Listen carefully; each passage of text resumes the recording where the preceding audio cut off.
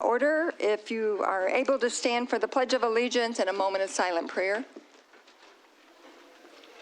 I pledge allegiance to the flag of the United States of America and to the republic for which it stands, one nation, under God, indivisible, with liberty and justice for all. If you'll remain standing for a moment of silence, please.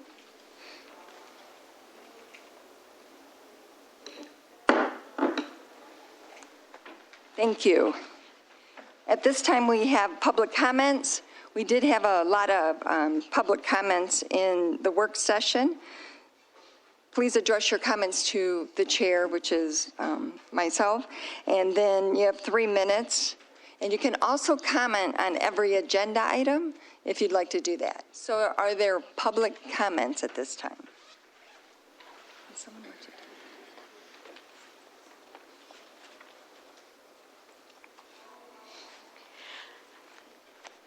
Madam Supervisor, my name is Arloa Kaiser. I'm an Ypsilanti Township resident, and with this business of the license plate readers, there's more and more crime, and we only have a certain amount of dollars for police, and the police need all the equipment that they can to help solve crimes. License plate readers is one help. And we only have 32 police officers, is my understanding, for the township, and that covers 3 shifts. They can't be every place, they can't know everything, and I am for it. And with the population increases, as the population increases, so does the crime. So we need the best tools to help our police officers. Thank you. Thank you for your comment. My name is Karen Holman. I live in the township. I'm going to totally change the subject, and hopefully it'll be less contentious. But so I just want to bring up the issue. I've sent emails to some of you before. I want to thank Clerk Heather for meeting with me about the issue about greater participation in voting in Ypsilanti Township, because the turnout is really pretty low, like in the area where I live, north of the 94 divide. And so we had some ideas. Heather came up with some great ideas that I hope we can get the township on board with. I made a shorter summary than the email. I just want to remind Heather, we're going to update the missing info on the printed township voting materials, like where the drop box on Ford, it's not on there, so that would be good. Heather suggested a township webpage, and we were thinking about a social media campaign with voter information. And Heather was kind enough to possibly do speaking engagements about voter information. There's a lot of misinformation still that former felons can't vote, that you need ID. This is all this misinformation. Some people don't even know that you can go to the clerk's office to register and vote on the same day. So all this, it's so confusing to find all this, to ferret out all this information for people if they're not, so used to it. So I just hope the township would be able to support this just basic voter information. And I have a briefer handout than like those gigantic emails I sent you guys, if I can leave with some of you. So thank you. Thank you.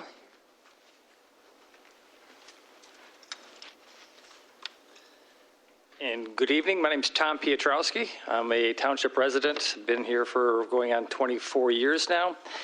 And my comment, and it's also in the form of a question, and it involves a letter that I received last week from YCUA Director Luther Blackburn regarding a cyber attack on the YCUA database. And the letter goes on, and there's a couple of important dates within the letter.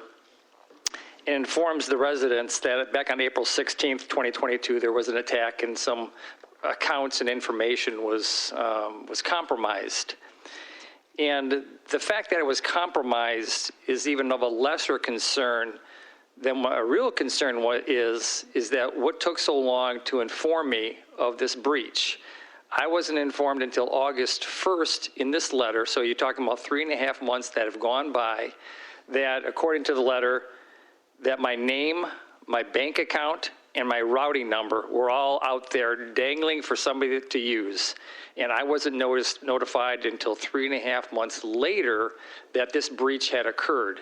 Now, I had a brief conversation with the executive director, and he gave me some information, but I spent the last 2 days going over various accounts that I have, talking with a couple of branch managers of banks, making sure that my information wasn't compromised. And they had the very same concern that I have. What took so long? They were equally aghast and dumbfounded that took whomever made this executive decision 3.5 months to tell me that my information was compromised. So I'm sure the board is already aware of that situation. I just had a major concern of who made that decision to hold off notifying hundreds, if not thousands of people within the township that their personal data was out there and perhaps somebody was using it. So thank you. Thank you. And we will get those answers. I don't know those answers. I know that Luther Blackburn is here. Normally, I don't have people respond, but I do think it's an important question to answer. I can respond. Would you like Okay, thank you. Thank you, Supervisor Stumber, for having the opportunity to respond. We do apologize for the delay. The initial information we had for the compromise did not impact the files that we learned about later on. Immediately upon kind of gaining notification of the cyber attack on our system, and this was a business server system, so that this did not impact any of our control system at the plants or water system, wastewater systems. We had legal consultants, we had cybersecurity forensic specialists, we had to ship off drives from our business network. These network files contain 30 years of information that we had to have them sift through and find. It was not till late July did they start bringing some of these additional files to our attention that we then recognized, okay, there is some of our what we call ACH customers that were impacted by it. So YCA knew about the attack in late April. We did not know about the impact to the ACH files until late July. At that point, we had couple meetings with consultants regarding this situation that are really subject matter experts in dealing with this. There's a couple of companies that we dealt with, and according to legal advice that we had, this was not even required to provide notification to customers under the law. We made the decision to notify our customers because we thought that was the prudent and appropriate thing to do. I would point out that the information that was compromised for ACH customers is the same information that would be contained in a personal check that you would give somebody. So the information alone is not enough to compromise your account. Now, that is coming from the consultants that we engaged to help us investigate and manage this incident. I'm not underscoring the importance of the situation. We take it extremely seriously and have tried to make some changes at the utility to limit this, but many organizations have been subject to these type of attacks in society today. And it's a very difficult situation to manage and sift through with the staff that we have. I hope that answers some of the question. Mr. Blackburn, has anyone's information been compromised that you're aware of? Can you repeat that? Has any customer information been compromised that you're aware of? Not that we're aware of, no. We have no reason to believe that the information has been used inappropriately. The information was compromised because it's what we call a threat actor, but the organization did take that information from us.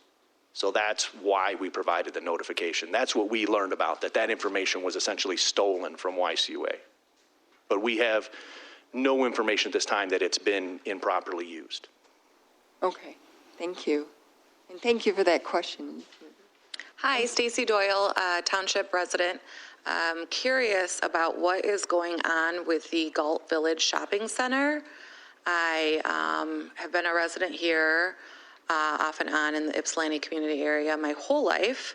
And my uncle was a butcher at Farmer Jack's there for 17 years. And so I'm very familiar with that area. However, now that I live permanently, I was able to buy a house. I'm very fortunate a few years ago in the Nancy Park neighborhood. I am very curious what the plan is there, because I do walk that way every day, and there's tons of glass everywhere. It's just run down. It looks like crap. And so I was told that I need to come to a board meeting and have a conversation here so that's why I'm here. Good. I'm glad you did, and we're actually, part of the attorney's report is to update. We're in trial right now before Judge Clunky on the request to demolish that Galt Village Center for 5 years almost. It'll be 5 years in November.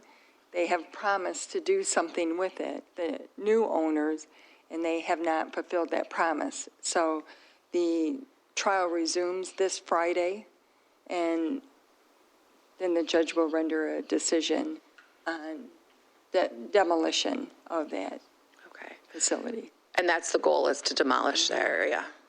And then it would be easier to rebuild it and because they haven't done anything to it at all. So it's the structural integrity, according to the people who testified, is compromised greatly. Water has been in there, vagrants are getting in there, people are trying to live in there, they're jumping on the roof, and it's... Oh, you don't have to tell me, I see it every day, multiple times a day. It is a public nuisance. It is. And we were talking about crime and safety in our community, and someone who works very closely with the police department as well as with the schools, I am very familiar with the crime and safety of our youth. And I just am constantly thinking about what a waste of space, especially when we are in such need of a place for our kids to have a safe place to go in our community. And so I just wanted to bring that here to you guys. I'm not sure, it sounds like you guys, you're obviously in court and you're having conversations about it, but I don't know how or what steps I need to take, and I would like some direction on that as to make this a place where maybe we can make this a safe place for our kids to have a hangout and a place to go, because we don't have that in our community. My kids, I have a younger kid and I have 3 older kids, and they grew up, we rented in Ann Arbor, and we were very fortunate to be able to go to the Y, and that helped raise literally my 3 older kids as I was a single parent working full-time, and we need something like that out here in our community for the township, and there's nothing. And what a great, I'm repeating myself, I get that, but we really need to take care of that, especially if we're talking about reducing crime, because working so closely with our kids that are involved in these crimes, as a trauma therapist, I am well aware that we desperately need a place, and this is a vacant place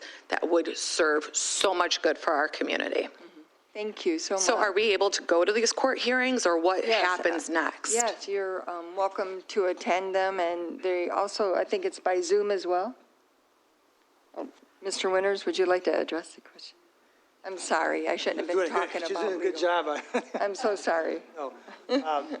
What you're saying is kind of like, in the words of Yogi Berra, deja vu all over again, because we've talked about this for a number of previous board meetings. My law partner, Dennis O. McLean, has been in court against the owner of Galt Village. It's an LLC. So right now, this property is still privately owned by this legal entity. Now, that being said, is over the course of time, the judges this is the judge number 3, because their first 2 judges have just retired. That's how long the case has been going on.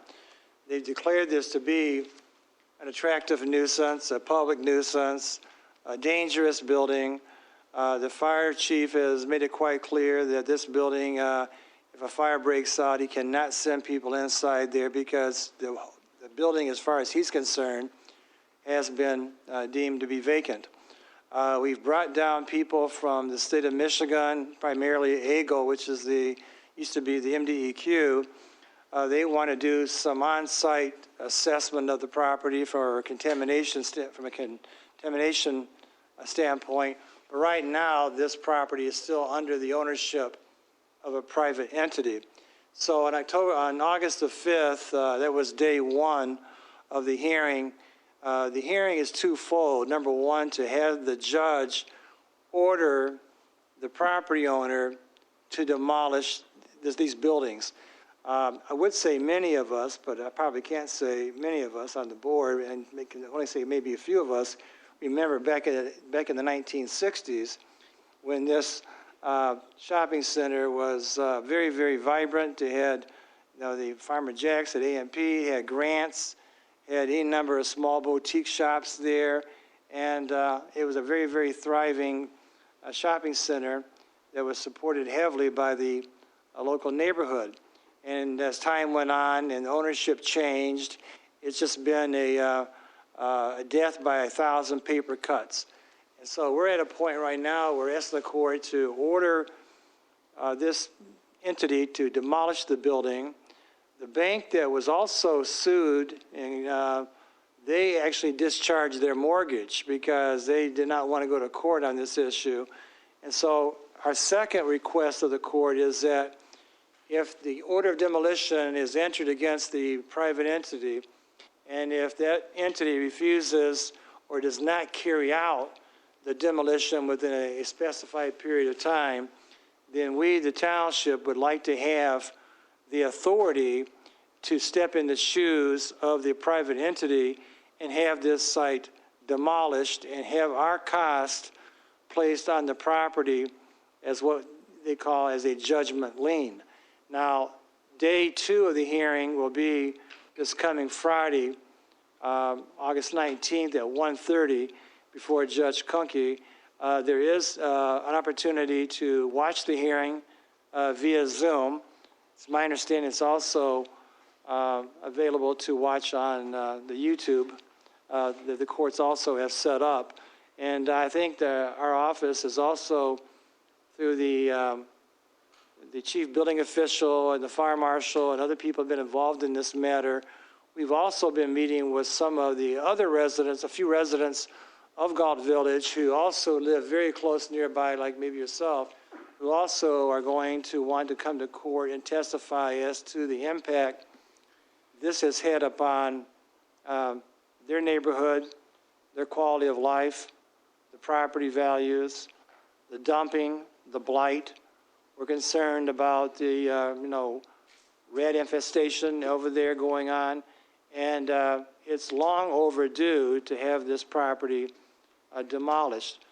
Going back maybe a month and a half ago,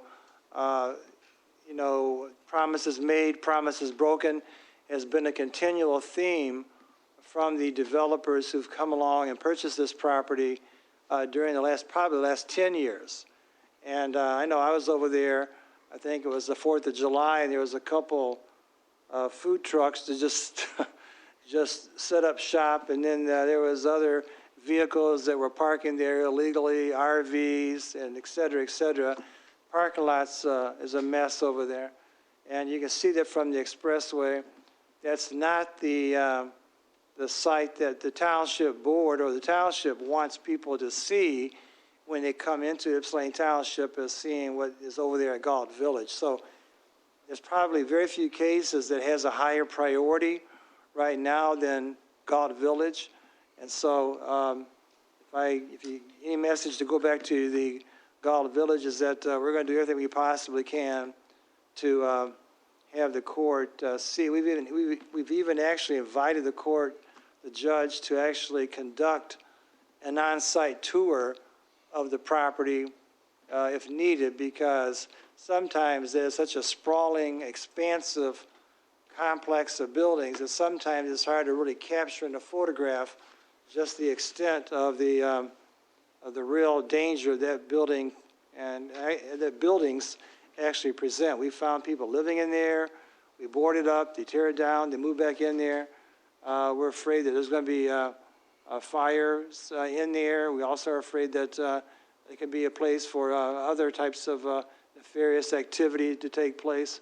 So the township is definitely wanting to do exactly what you're suggesting, but right now, because it's not owned by us, we're trying to have that order entered, and if we're successful, and we'll follow that through, and if the court gives us the authority to tear it down, then we'll probably pursue it in a very similar fashion that we did years back to the Liberty Square Townhouse complex on Grove Road. That was a very similar situation that had become an extremely dangerous, private-owned property that became a public nuisance and was eventually demolished. So, again, Friday, August 19th at 1:30, Judge Kunke, you can certainly tune in for the Zoom hearing as well as YouTube, and I'll make sure that the clerk has the Zoom ID number. I think you have that now already, but we can share that information as well.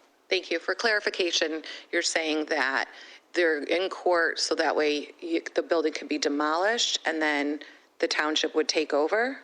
Well, I'm saying two things, is that we're asking the court to order the property owner to demolish the entire complex. The legal entity that owns it is the one responsible for demolishing it. It's already been vacated because it's been deemed to be dangerous.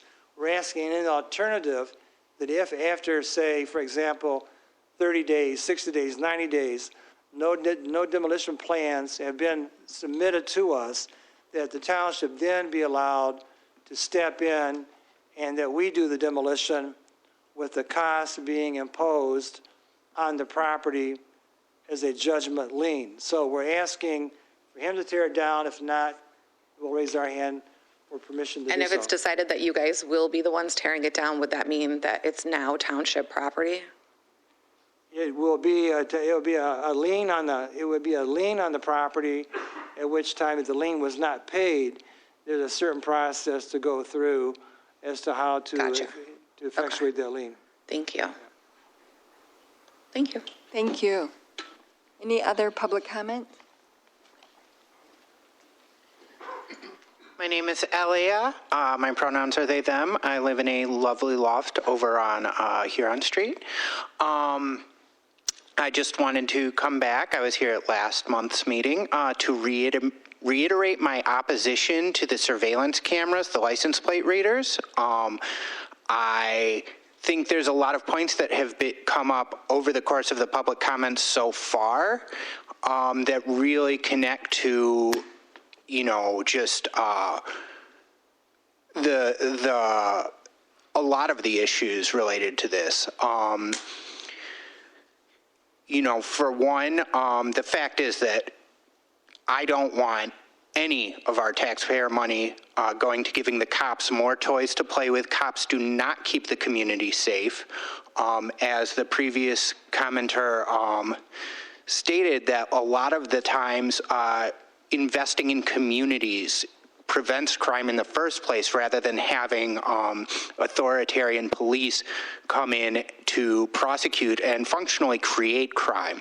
We talk about, you know, one of the issues with this property, the Gulf Village property, having unhoused people trying to live in there. And, you know, I've been involved with, both in my workplace and in my community activities, organizations that deal with housing issues, and there is an absolute crisis going on. People are desperate. I think a lot of us may already know about the situation with Hawk.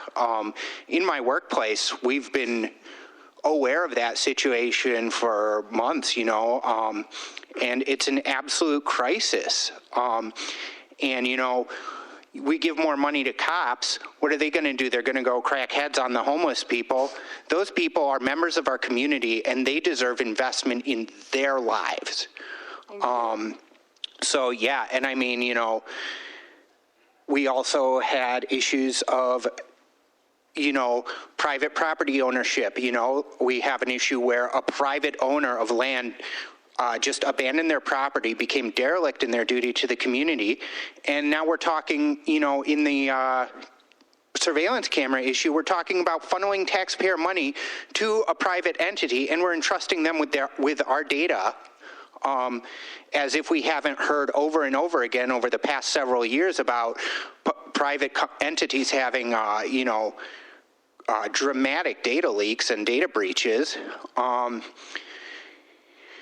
Yeah, I don't think, I think there's just so many ways in which it is very clear why the surveillance cameras are a bad idea, and I think money should be going away from the cops, not to them, and to our community, to the residents of our community. Thank you. Are there any other public comments? Hi, my name is Melanie Harner. I'm former Ypsilanti Township resident, currently at Superior Township. I'm in Ypsilanti Township all the time as a current volunteer, and I used to work in Ypsilanti Township as well. And I'm here just to urge you all to say no to the license reader. It's ridiculousness. I mean, I'm sorry. It's just, to me, it's ridiculous that you would be considering that much, putting that much money towards something that seems to have way more possible cons than pros. I would really like to urge you to think about how y'all could use the money, as we've heard previously at the 5 o'clock meeting, and just heard from another community member who was talking about the Galt Village issue. There's so many things that could be done with that money when you're looking at crime prevention and just community effectiveness and community growth and mobilizing the positive pieces of Ypsilanti Township, because I know there's a lot of positive that can be going on, and not putting, more fear, more anxiety. I'm also the co-founder of Washtenaw Interfaith Coalition for Immigrant Rights, and I can tell you for sure that the Black and brown immigrants that go through Ypsilanti Township, that live in Ypsilanti Township, this is not going to encourage anyone in any kind of way to feel safer in the streets. It's not. It's going to only make the marginalized communities who already feel anxious driving on a regular basis feel even more anxious. My ex-brother-in-law still to this day could not tell you why he can tell you why. It was misidentification. He was held overnight for Washtenaw County Jail. This is under the Sheriff Clayton. Sheriff Clayton's office, I know, does a lot of great things. Mr. Jackson was here earlier and spoke about the oversight that you all would have together. But I can tell you, as a resident in Washtenaw County, having dealt with a lot of issues that have come through because of misidentification or miscommunication because of what the immigrant community has to deal with. Like I said, my ex-brother-in-law spent a night in jail, and it was because of misidentification. That's all it was. They released him because he's differently documented, or some would say undocumented. He did not push the issue as someone who is a citizen may have, because I know a lot of people, if they had spent a night at jail and were just released and said, okay, goodbye, we're done. And he's like, what do I have to do? What's the follow-up? Why was I even held? There needs to be accountability here. There was nothing done. That's just an example that has nothing to do with a car stop. But I can just imagine the misidentification pieces that could happen like that. And so I'm worried about accountability and oversight. And to be honest, from the conversation I heard between y'all during the working meeting, between Mr. Jackson and your board, the oversight still seems very vague between you two, between Washtenaw County Sheriff and your board in general. So, and this, I don't mean to, attack the board in any way, but I'm just saying there's a lot that needs to be considered, and there could be a lot more considered in how to use that money. So I would urge you to say no, please. Thank you. Thank you. We have the consent agenda. We have the minutes of the July 19th work session and regular meeting, statements and checks, treasurer's report for July of 2022, and the annual planning commission report. So move. Support. Motion Giroux, support Wilson to approve the consent agenda. There were some changes made to the minutes that were given to Clerk Rowe.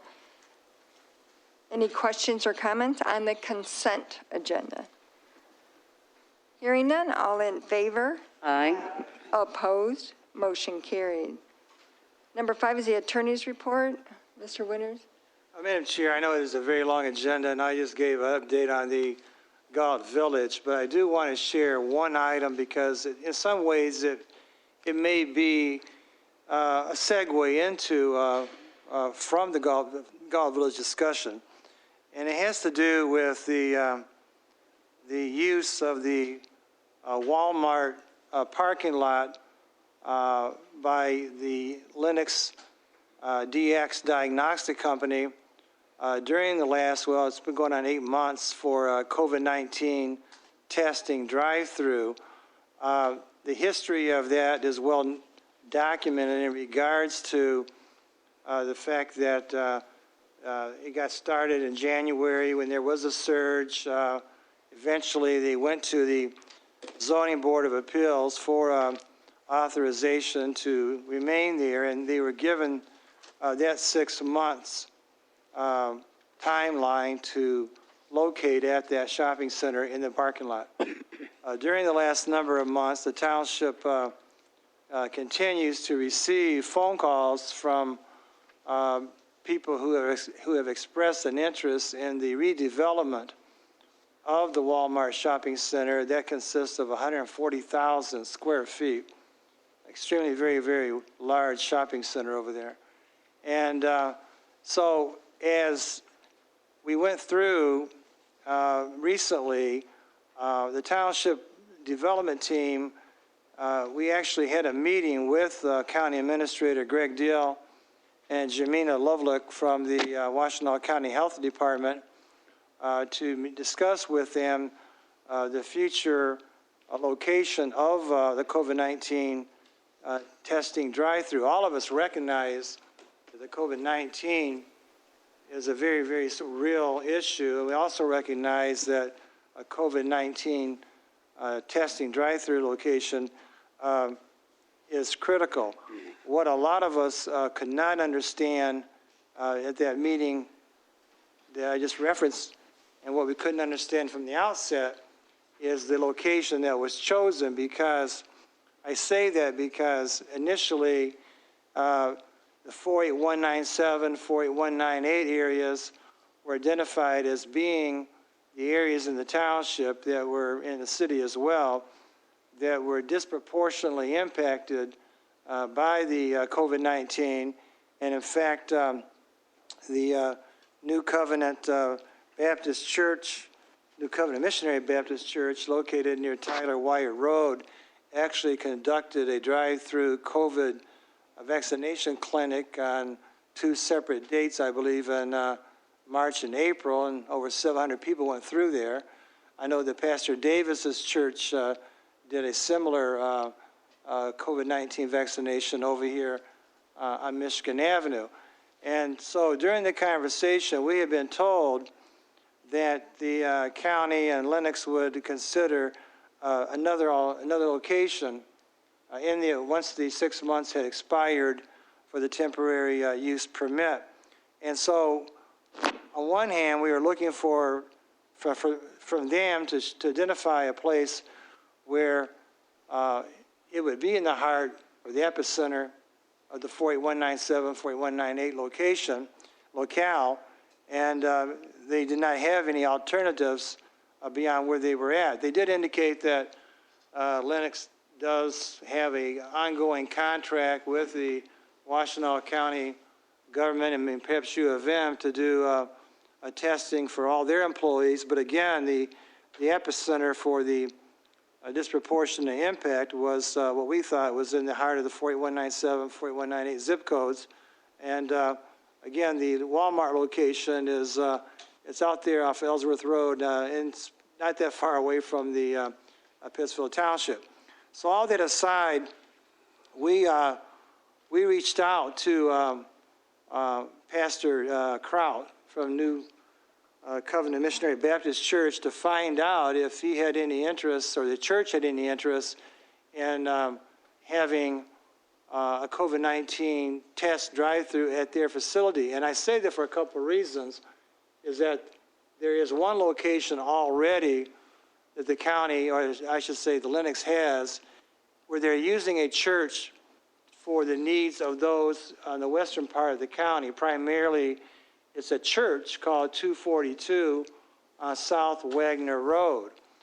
Pastor Kraut's church sits on 30 acres, has a vast, vast parking lot. It's near the US 12 improved roadway enhancement. It also has access to I-94. And furthermore, it's ideally located, again, and the part of the township where even the Opportunity Index has identified that area as being one that is in need of a lot of healthcare-related matters. In fact, I think that, I know that,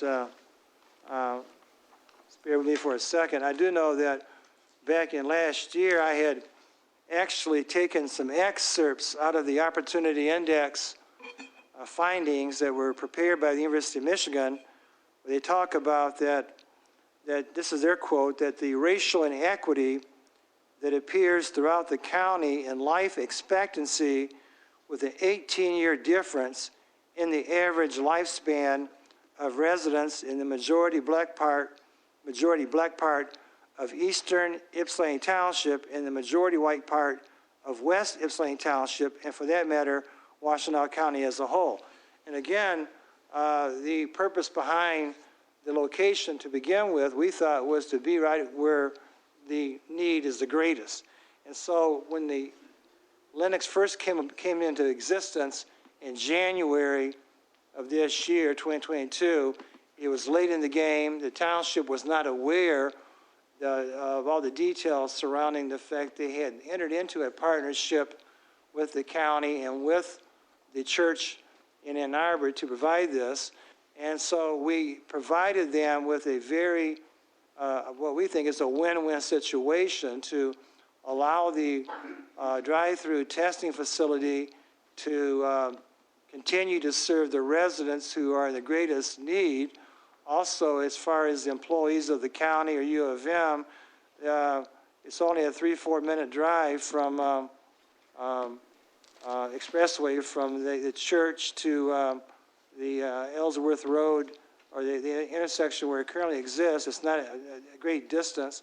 And the other issue right now is, again, we need to figure out as a township what is the future of the shopping center over there right now that's just sitting there idle. Another reason that we've also asked the county to consider this is because the Lennox is paying $20,000 a month to lease the Walmart parking lot. That's fine. I have no problem with that.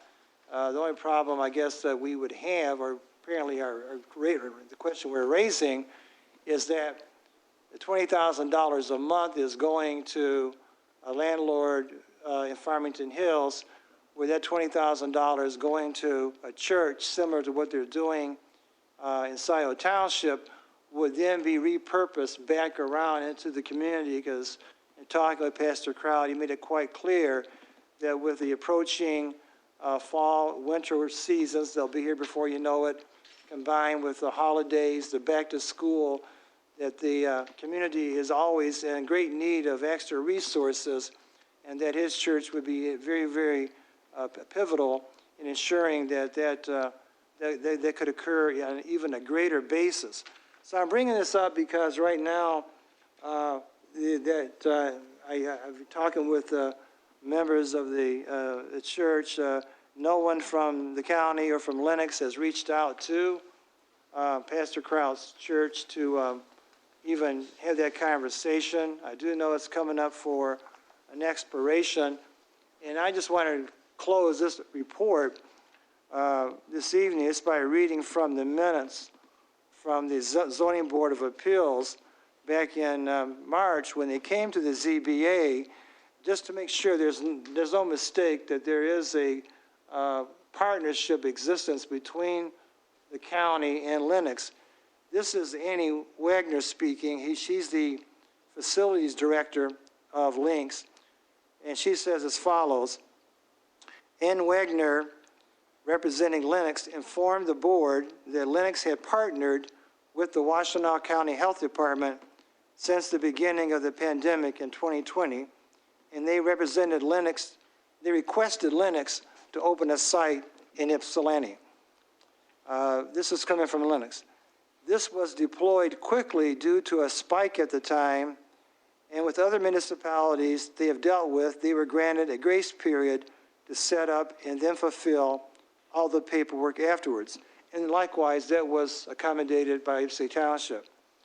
She goes on to say, due to some miscommunication Lynx assumed the Washtenaw County Health Department had asked Lynx to set it up, that they had already been in talks with Ypsilanti Township, but unfortunately, that wasn't the case. The only point I'm making right now is that was then, and I understand miscommunication happens, snafus happen, and at the time they were there, and the ZBA, I think, was very, very gracious in making sure that they stayed there for that time period. But this is now going into mid-August. The township has reached out to them, and again, I'm not a member of the church. I have no dealings with the church beyond the fact that they have been an ideal partner, I believe, with the county on previous vaccination clinics, be it the flu, be it the COVID-19 shot itself, and that they have a vast parking lot and they have the accessibility to serve all the people in the north side of the township as well as the south side and even, for that matter, the west side very, very conveniently, given the $8 million in improvements that went into the US 12 roadway network system. So I just want to bring this up because I'm a little bit kind of, I don't want to say embarrassed, but maybe I am a little bit embarrassed that nobody reached out to the pastor crowd. I do believe that when we, in good faith, take someone up on their offer, they being the county, that, okay, if you got another location, let's look at it. And we go to the extent where we do to provide that locale and get the authorization, or at least the deacon board of ministers to say, yes, we can do this. We'd love to make it happen over here. I think a conversation should take place. It still can, and whatever happens at the ZBA will happen. But I'm just wanting the board to know that we did everything possible to try and make sure that it stays in the community. It's in a place where it better serves the community needed by the COVID-19. And I think that many of you can probably also attest to this. It's not an easy thing for people that don't have the computers to upload information to even get this test performed at the Linux site. And talking with Pastor Kraut, he himself advised us that they have people there at the church that would be of assistance in helping people who would come through the line to make online appointments as required, and also help them upload information so that they could get their vehicle in line for the COVID testing, which again is another benefit by having it in a locale where you have people who, by their profession and commitment, want to be of assistance to people who need the help maybe the most. And so I just felt I should at least bring the board. I apologize. I know it's a very lengthy agenda, but this issue is important enough for at least for there to be no misunderstanding that we have found and secured a place for this to remain in Ypsilanti Township if so desired by Lynx and Washtenaw County. So that's it. Thank you. Thank you. Any comments or follow-up? I think as one board member, I would hope that we could utilize the church in the community. It's proven that it's large enough to accommodate 700 people getting a vaccine, and to bring that kind of revenue to the church, who is now going to be hosting the neighborhood watch meetings as well. So the pastor is a new pastor. He is really opening up the doors and wanting to get, and has a vision for the site, which is in West Willow.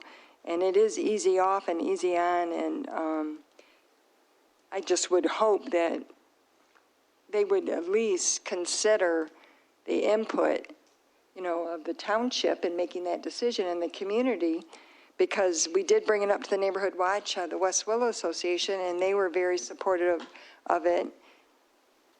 But no one will respond to the pastor, that's just darn rude, as far as I'm concerned. And I understand the quickness in putting it together in the beginning. It's in front of a Walmart, a retail shop, and a parking lot with another brick and mortar facility that provides testing as well. So it's like competing, and they're brick and mortar, and it's in the exact same location, right in front of the tent area. And I just, it's time to bring some of the county services directly to our township residents in the area identified as, I don't like saying it, it's considered lower opportunity. I don't like that term, but that's how it was written in the U of M report. And the health discrepancies, the wealth, and the education, it's all segregated in Washtenaw County. We're 48197 and 48198, and we're the 8th most economically segregated county in the United States of America. That came out of that U of M report. And that is a climate we need to change as well. So I really hope and pray that they really consider going to the site that will really be accessible to a lot of the residents and closer to them. So especially if Pasture has offered to help people, because that's a barrier. That's a barrier to use that site. All right, sorry. Pardon me?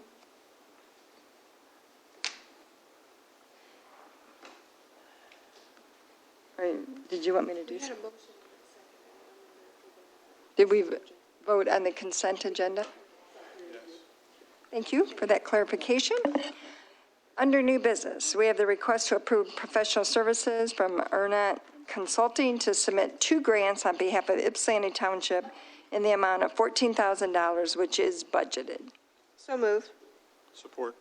We have a motion and support, and I know that Beth and Bill Ernat is here, and there's a memo in the packet, and now just so people know, we are requesting approval for professional services for consulting to prepare and submit 2 grants on behalf of the township. The first grant is for North Bay Park from the State DNR Trust Fund. The grant is to renovate the bathrooms, walking trail, and boardwalk, and possibly add electric to the area that we have the annual Rosie the Riveter craft show.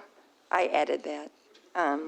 This park is in need of major upgrades and one of our most used walking trails in the community. Grant amounts will range from $15,000 to $300,000, and the fee for this project would be $7,500. The second request is for the Michigan Spark grant that will apply for funds to address the soil erosion in Loon Feather and Ford Lake Park. Soil erosion affects our water quality and shore stabilization and has become an issue throughout our state with the rain events that we have continue to have. The grant amounts is from $100,000 to $1 million. And these 3 rounds of funding and the fee would be up to $6,500 for a total amount of consulting fees of $14,000. So I just wanted to read that memo into it. Are there any questions? Beth and Bill both are here, as well as Mike Hoffmeister. If there's any questions regarding the professional services agreement to move forward with the grants.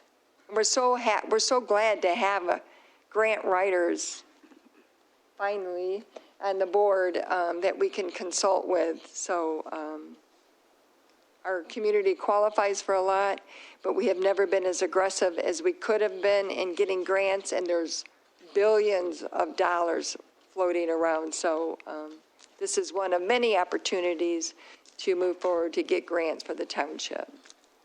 Are there any questions regarding? So my understanding is these are the township's new grant writers? Yes.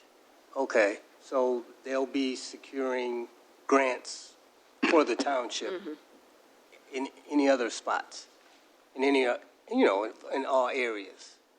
Yeah, we approved them previously for another grant for the walking trail around the lake in order to, I think it was some kind of grant or TAP. So and they also resubmitted the recycling grants, which we were awarded. That's on the agenda as well. Right.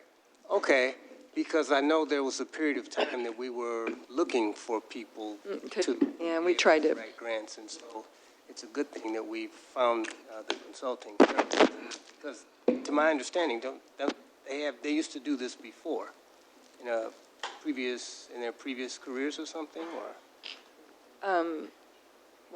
They can speak to their professional experience, is that? Yeah.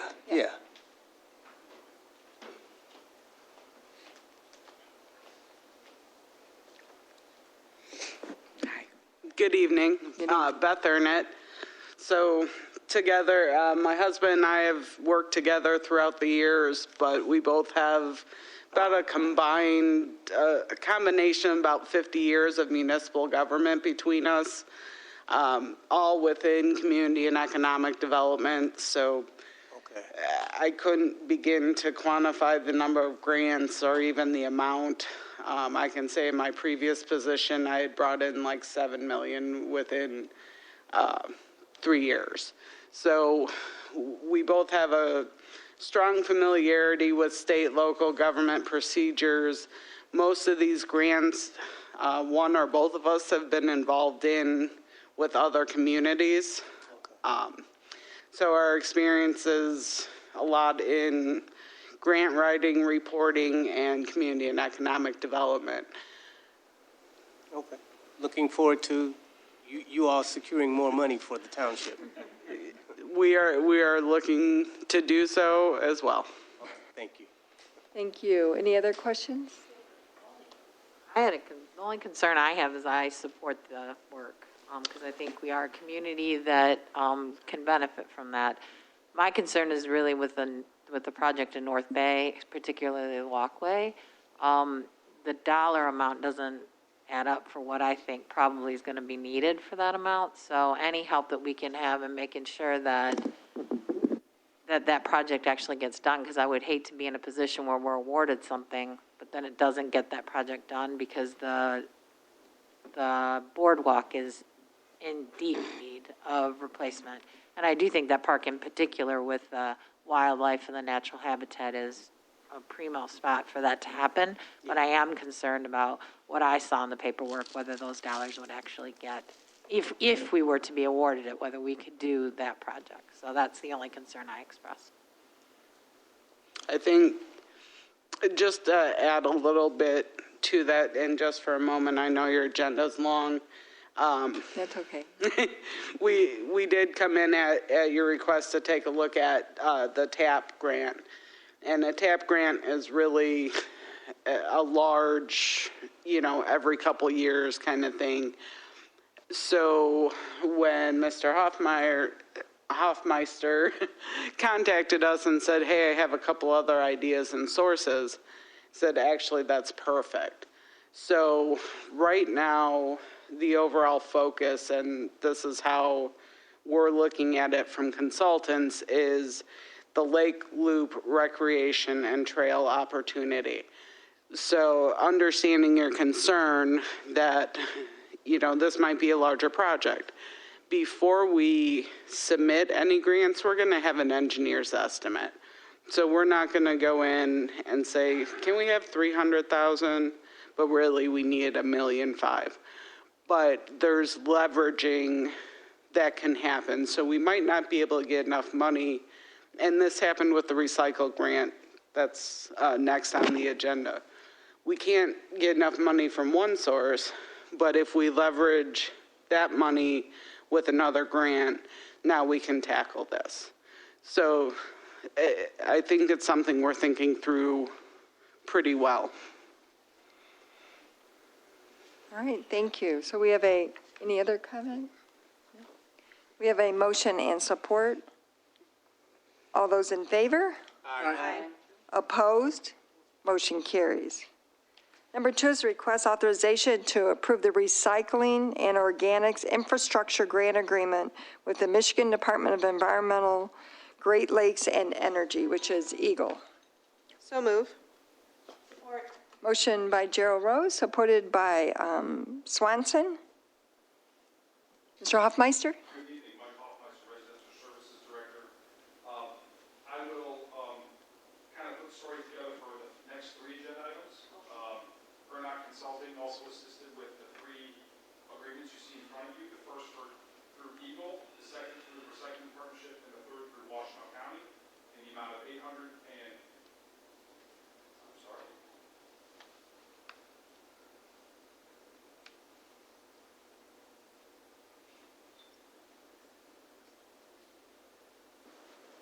There we go.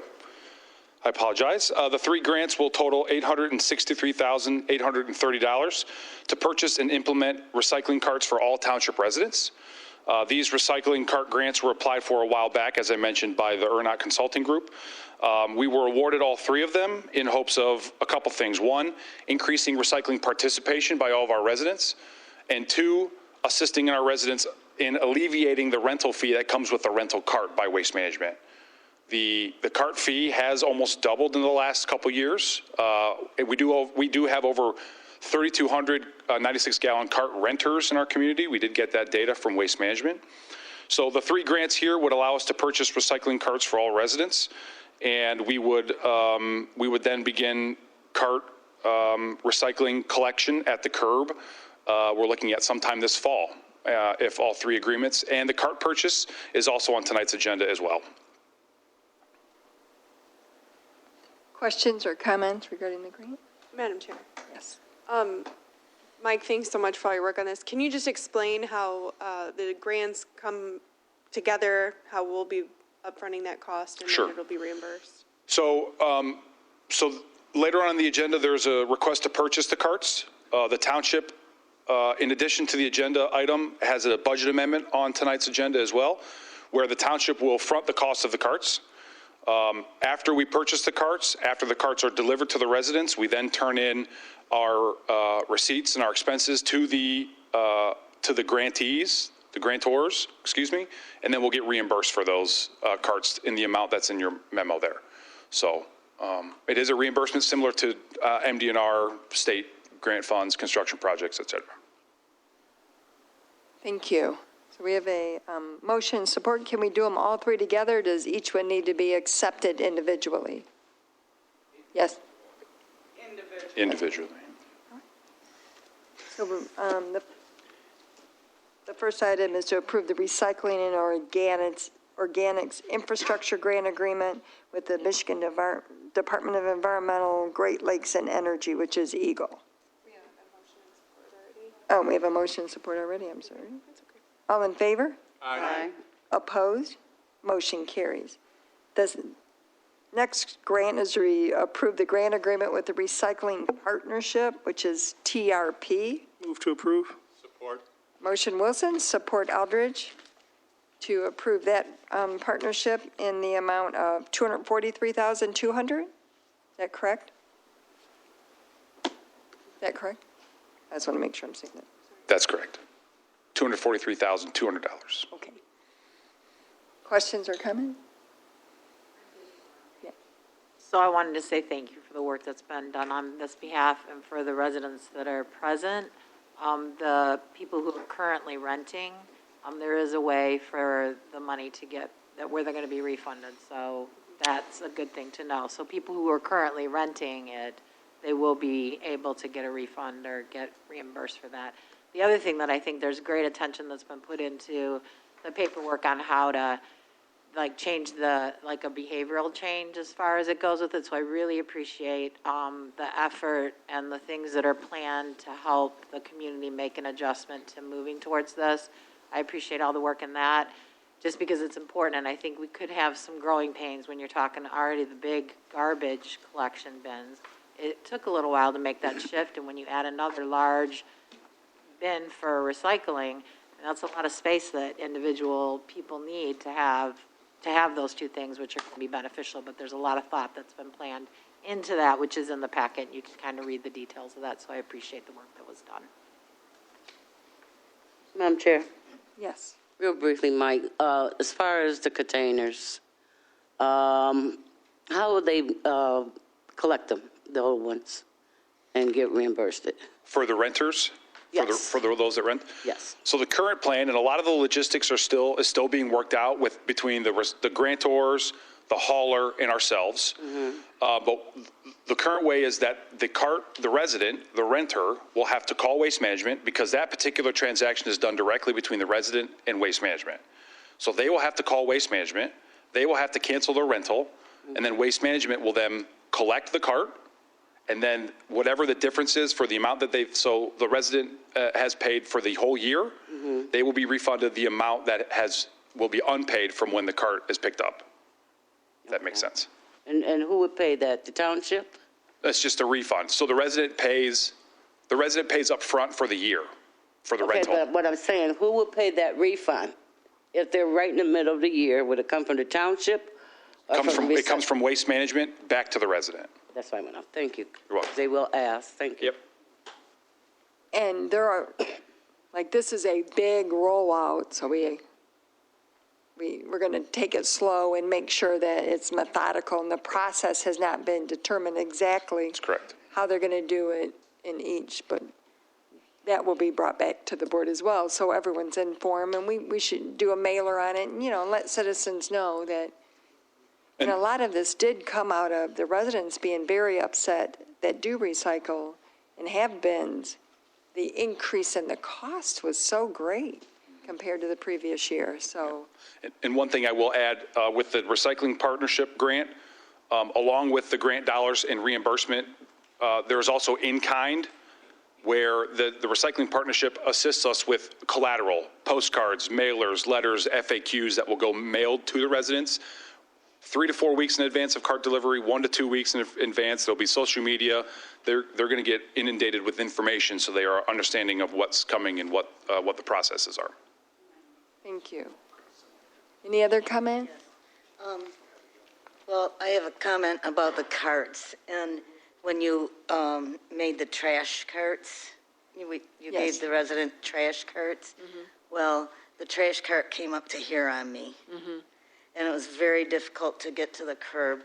And I live in a neighborhood with a lot of elderly people and, disabled people and that have trouble moving such a large item. Not only that, but there's households that don't need that big of a cart. And so we had traded it, we had bought, we paid extra to get a smaller cart, which actually my husband and I only put out every other week. So I wonder if we'll be able to have a smaller cart for the recycling also.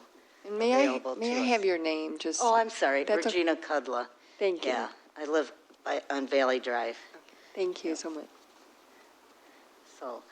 Yeah, yes, there will be an opportunity for you to swap to a smaller cart, similar to what we did with the trash. Yeah. And maybe if people could indicate they want a small cart before the big one's delivered, because then that seemed like it was like an extra stuff going on that necessarily didn't need to be. Okay, thank you very much. you. Okay. Thank you for sharing that concern, and were you aware that you can get the trash bin? Oh, I have a smaller trash bin Okay, now. okay, very good. Yeah, I just they wanted. switched them out, and there was a large number in my neighborhood that did switch them out and get the smaller ones, because there's, Right, smaller of course, households yeah. and things like that. They don't need a bigger one. And I also know that for some residents who they do a special pickup for those who are unable to bring it out. To the curb? Yes. Oh, I'll Yep. keep that in mind. I might need that in 10 years. I don't think so. Thanks. So we have a motion and support. All in favor? Aye. Opposed? Motion carried. The final is the grant for the recycling partnership TRP. We voted on that, all right, didn't we? Yes. Yeah. Number 4 is request authorization to approve the memorandum of understanding for a waste reduction sponsorship with Washtenaw County government. So move. Motion Giroux, support Swanson. Mr. Hoffmeister? Yeah, this is the third and final agreement for the cart recycling. This is from Washtenaw County. Washtenaw County government Yes, for $40,000. for $40,000. Is there any questions or about this? This is through WARMA, is that correct? No, this is directly with Washtenaw County. Yeah, and the recycling partnership and WARMA, were they part of this, or? WARMA has assisted with some studies and feet on the street studies that we did last summer with Okay. tagging and recycling audits.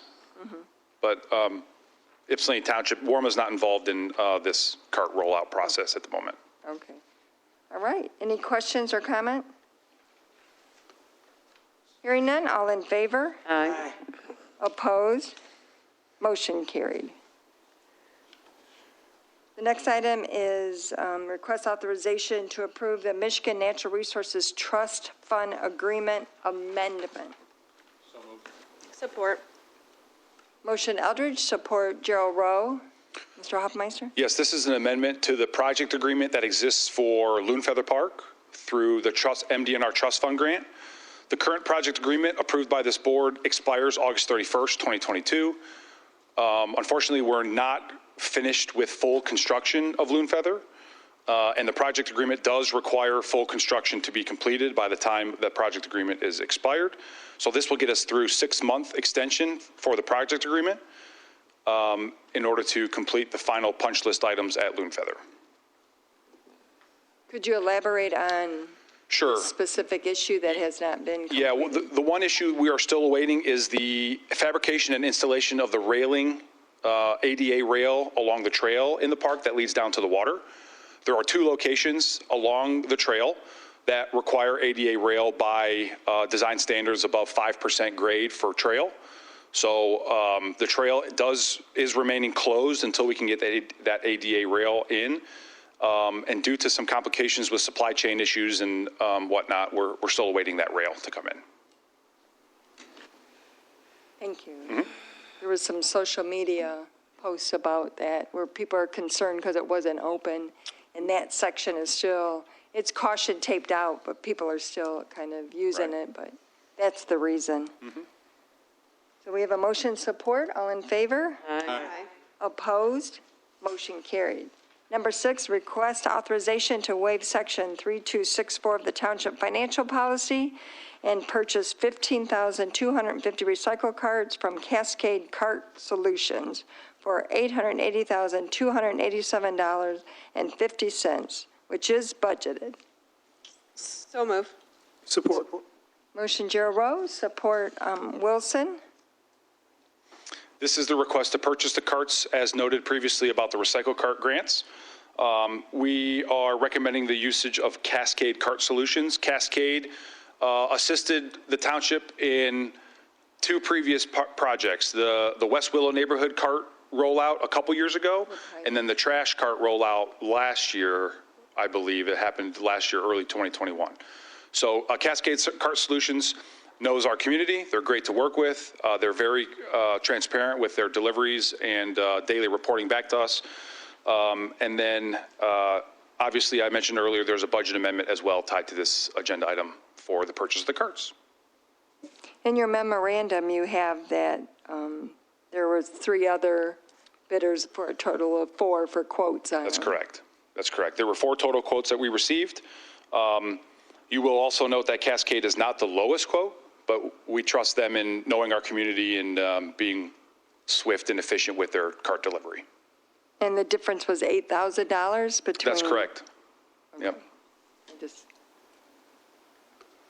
want to point that out. We did get quotes for it, and it's important. And I know Cascade has a relationship with Waste Management as well. That's correct. So this will be reimbursed with the grant dollars received. That's correct. Questions or comments? Can you explain waiving Section 3264 of the Township Financial Policy, what that means for the residents? For me, too. Yeah, so that is the particular section of the financial policy that states that we have to go out to bid for purchases, not designed purchases, but purchases of equipment and material above $100,000. So this, due to the time restraints we have with our grant agreements and trying to be proactive and a little more efficient with our operation, we're requesting the waiver of that particular section of the financial policy by providing 4 quotes, and then we can proceed with Cascade. So that policy over $100,000 is more involved than just taking the 4 vendors? Yeah, so that particular clause in the financial policy does state that we should have gone out to RFP or gone out to bid for this. But because there are only so many cart manufacturers, it will, and due to the time restraints with the grant agreements that we have in place, it would behoove us to get the 4 quotes ahead of time and then request to proceed at this way. Thanks. Madam Chair. And Trustee Newman, if I could just add that that same section actually would have required Mike to have come to the board prior to going out to bid. So he would have needed our approval first, then gone out to bid. And I can send you all that section of the financial policy if you'd like. Okay. Other questions or comments? Hearing none, we're going to go with the second lowest quote, which is a difference of about $8,000 with Cascade Cart Solutions. We have a motion support. All in favor? Aye. Opposed? Motion carried. Number 7 is a request to approve the new township logo brand standards. So move. Support. Motion Eldridge, support Gerald Rowe. I am speaking here on behalf of the internal staff committee that consists of Heather Jarrow, John Hines, and Travis McDougald. The Board of Trustees previously allowed staff committee to work with the M3 group to assist us in the study and the exploration of a rebrand for the township. That same committee approached the Board of Trustees in April of 2022, where we presented the board some options for new logos for the township. We took feedback from this board. We took feedback from a number of other community members, business owners, nonprofits, residents, et cetera, and then had some other internal meetings where we are now presenting this logo and brand standards. The brand standards is a document that the township will follow going forward that states certain types of colors, certain types of fonts, et cetera, within our new brand to be used. So with the adoption of this logo and this brand standards, we'll be able to move forward. The goal for this logo is to not roll it out until the website project takes place, so which is currently in progress also. So a lot of the same members that were on this rebranding project are on the township website renovation project. And so even if tonight the Board of Trustees chooses to approve the brand and the brand standards, we will wait to roll out this logo until the new website goes live. It just makes more continuity and makes more sense going forward. Questions or comments regarding the brand? Will where your future grows be included in that logo? Yes. Yeah. Lisa, will you just kind of scroll through? So this is sort of a whole document that was in the packet tonight that talks about the spacing, different types of use or misuse of the logo, sizing of the logo. I don't know if you all recognize, but sometimes our ytown.org that we currently use, when you use it on different headers and folks resize it, it just gets distorted. So it talks a lot about that. It has our seal logo, which if you're scroll down one more, Lisa, if you don't mind, please. It has that nice, navy blue around it. It has the where your future grows beneath it. And so that'll be the type of seal. And they just showed for variation of color, the different, if you did it in just black and white or grayscale, and then the blue. Below that is how the department could use it. So Ypsilanti Township Recreation, right below that will be outlined. I think I'm talking faster than Lisa's computer will let her scroll. I'm sorry. So the different department names would go beneath that. Below that is another page that just discusses the color and the different grayscale uses. Travis and everyone in the IT department's always very interested in how it'll look in grayscale, which is a great, discussion point that we've had with the M3 group. And then below that, you can see the different variations. So some of them do say where your future grows beneath it, depending on what type of use you have. If you just skip all the way down, there's different types of letterhead, blank letterheads, sealed letterheads, envelopes, business cards. There's an example of flags, folders. If you scroll down to the bottom, there's like township t-shirts that you could use, as well as a new seal that will hopefully, get put onto all of our township cars to identify them. That looks really nice. And some example banners that they included. So will it be the two symbols or just the one? So there's the one logo and then there's a seal. Okay. And depending on which, type of thing you're using, you'd go with one or the other.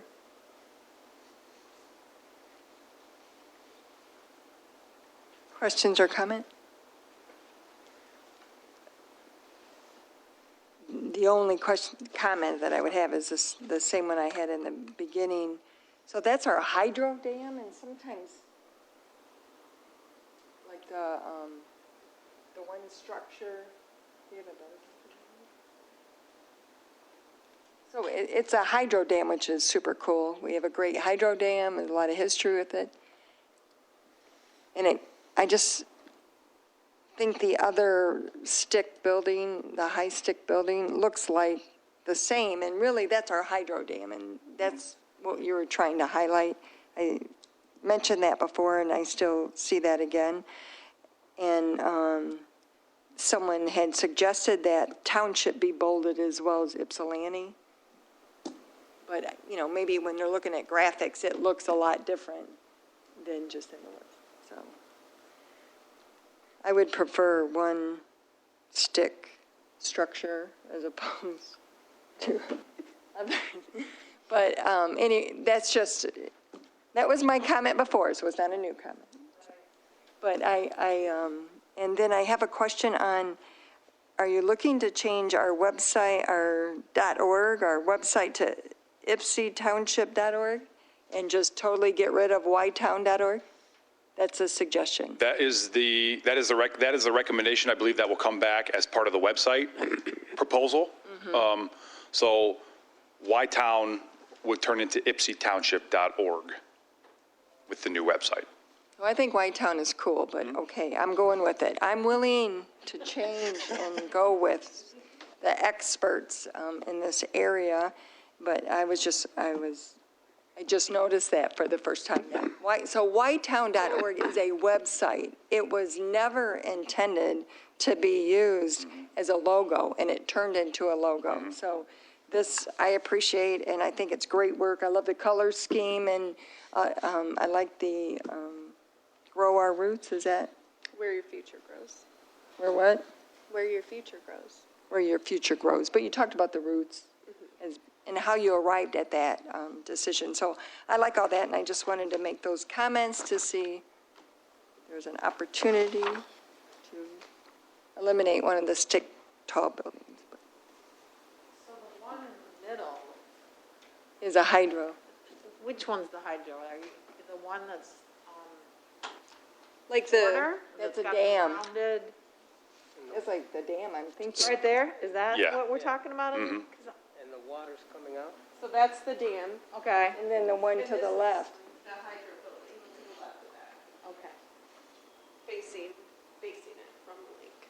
And to me, it just looked like the one to the far right. Yeah, I get it, I could live without that one. I'm, like, there's no bridge. That's the part that I think confuses me, is that there's not, like, I think it's just really important that we're connected on both sides. I don't see that kind of in it, and I don't know how, because I don't mind the other, I could live without the other, like you're saying, but the idea of it being together, I don't know. And then the only other comment I'd have other than that is the blue, like this blue right here that I can see on the screen, looks great.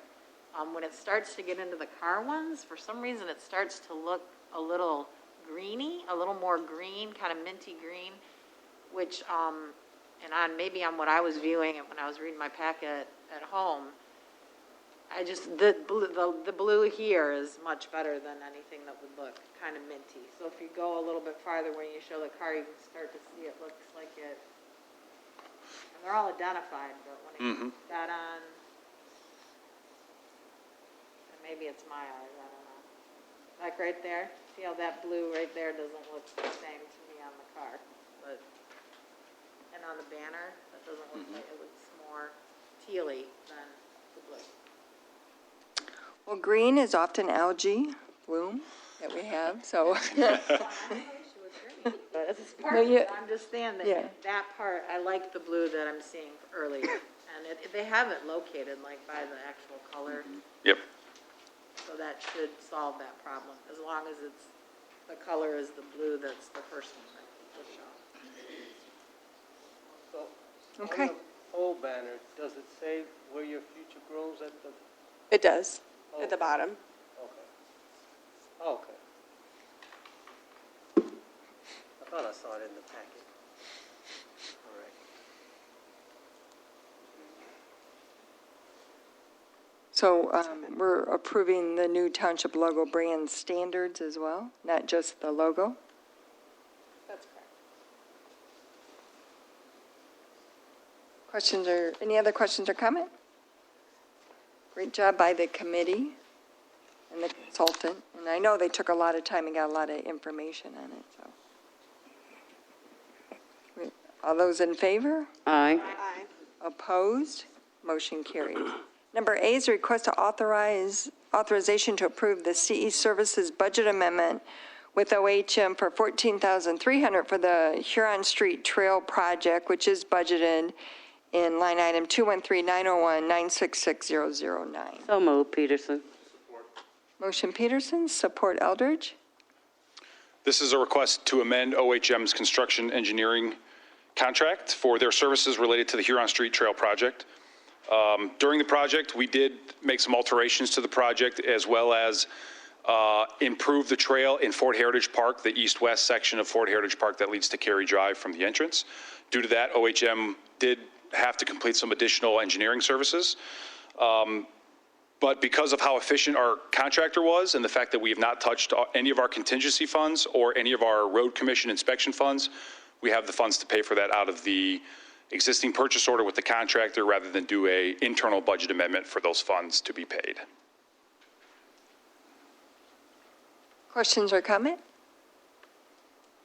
I love the new trail. I can't wait for the lights to go up to make it even more interactive and the ability to walk in the evening, but I do really like it, and it went really quick. The contractor seems to be very, very good. There's some punch list items that I noticed when we were walking, but I know, I'm not an engineer and I don't sign off on it, but you haven't signed off on them, right? No, I think it's still open. The contract's Okay. still open. It's got a couple. Two punch list. And the warranty is for 1 year, is that correct? 2-year M&P, 50% of the contract, I believe. What was that? 2-year warranty or maintenance and guarantee. Come on, Matt. For 50%. I know you haven't been here in a while. Yeah, I know, but- it's been a while. I'm sorry, I'm rusty. 2-year maintenance and guarantee bond in the Okay. contract for 50% of the value of the contract. So you guys are well covered. And really, the only major punch list items are just waiting for the grass to fully establish. And I know Phil's going to go back out here shortly. And with the weather hopefully cooling down here over the next month or so, we should be able to wrap that all up. There But I was some- agree, the contractor was outstanding. This is the first time we've worked with them in this community, and hopefully they come back. Yeah, they did a very good job and very quick, because it was cracked already, but you guys will see the feathering. and We'll all that. follow up with that, yeah. Yeah. But it's, and I've seen people walk it several times. I just saw a bike on the way here tonight, riding up it, so. I made Mike Hoffmeister walk with me to go get a shake and come back and It's hot. he was sweating. Yes, I He was sweating. So we have a motion and support to approve the budget amendment. All in favor? Aye. Opposed? Motion carries. Next item is a request to approve Mid-American Group of Newport, Michigan to provide services listed in quote in the amount of $27,500 and Solomon Diving of Monroe, Michigan for diving services in the amount not to exceed $6,407.50 to install a buoy safety line at the hydro station, which is budgeted in the hydro account. Support. Motion Eldridge. Support Gerald Rowe. Hello, Michael. Good evening. Mike Sarnon, I'm in charge of the hydro dam. And tonight, this request is a project that was started last year as a follow-up to our federal inspection by FERC. The existing buoy line consists of 7 what we call cam buoys. They're 9-inch diameter, 48 inches tall, and they're spaced in a moon-shaped pattern across the front of the dam that's on the lake. The regulatory body has been slowly changing their guidance and standards, so they asked us to upgrade and come up to standard on this buoy line. The added feature of this new one, and Lisa, I don't know if you can go to page 10 of the packet. What's nice about this design layout is if a canoeist or boat would drift to this new buoy line, they'll be able to self-rescue themselves to the shoreline. So they'll have a better chance of rescuing themselves before rescue gets out there. So let's see. I'm sorry, it's page 10 on the website. So those are, what you see there is the pteropod anchors. Those are very large, what I call a play jack, which you would play with the marbles as a kid. So they sit there and they sink into the ground, and that's what we would be tying the buoy line to. Those anchors or those pteropods are 8,000 pounds each, so the ice flow can't move them. So that was, it's over-engineered, so we don't have to touch it again. So they just are swung into place, and then they're set, and it will be done. So it's a very modular layout for us. Every fall, we would take the buoy line itself out for storage, so they're not designed to stay in the Michigan ice. And then early spring, we would reinstall the buoys before the recreational season. So all that has to be laid out and coordinated with the Federal Energy Regulatory Commission. So. Questions or comment? There's not going to be that many of them. No, we're just talking one on each shoreline, and there's going to be one that will be at the center point at the deep part of the lake. So that will give a vertical line for a tie. Okay. Yeah. I have a question. So those is buoys, one boat ties to them or several boats? So the picture there that's on the screen is the concrete anchor point. So the actual buoys are a 36 round orange buoy that is tied together through a cable that's 250 foot long that goes out into a center point of the lake and then comes back to the other side of the shoreline. So it makes like a V shape. Okay. So that way if a boat or someone would drift up against it, they would drift towards the shoreline. So. That's not what it's going to look like. No, that was an example of what the pteropod or the anchor looks like. Yes. The company that we have decided I recommend using does a lot of work on the Great Lakes, and I think that one was near the Fermi 2 nuclear plant. So. Thank you. All right. So we have a motion support. All in favor? Aye. Opposed? Motion carries. Number 10 is a request to approve UIS of Dexter, Michigan, a single source to provide services listed in a quote to automate the sluice gates at the hydro station in the amount of $39,995, which is budgeted. So move. Motion Joe Rose, support Swanson. Is that correct? Mm-hmm.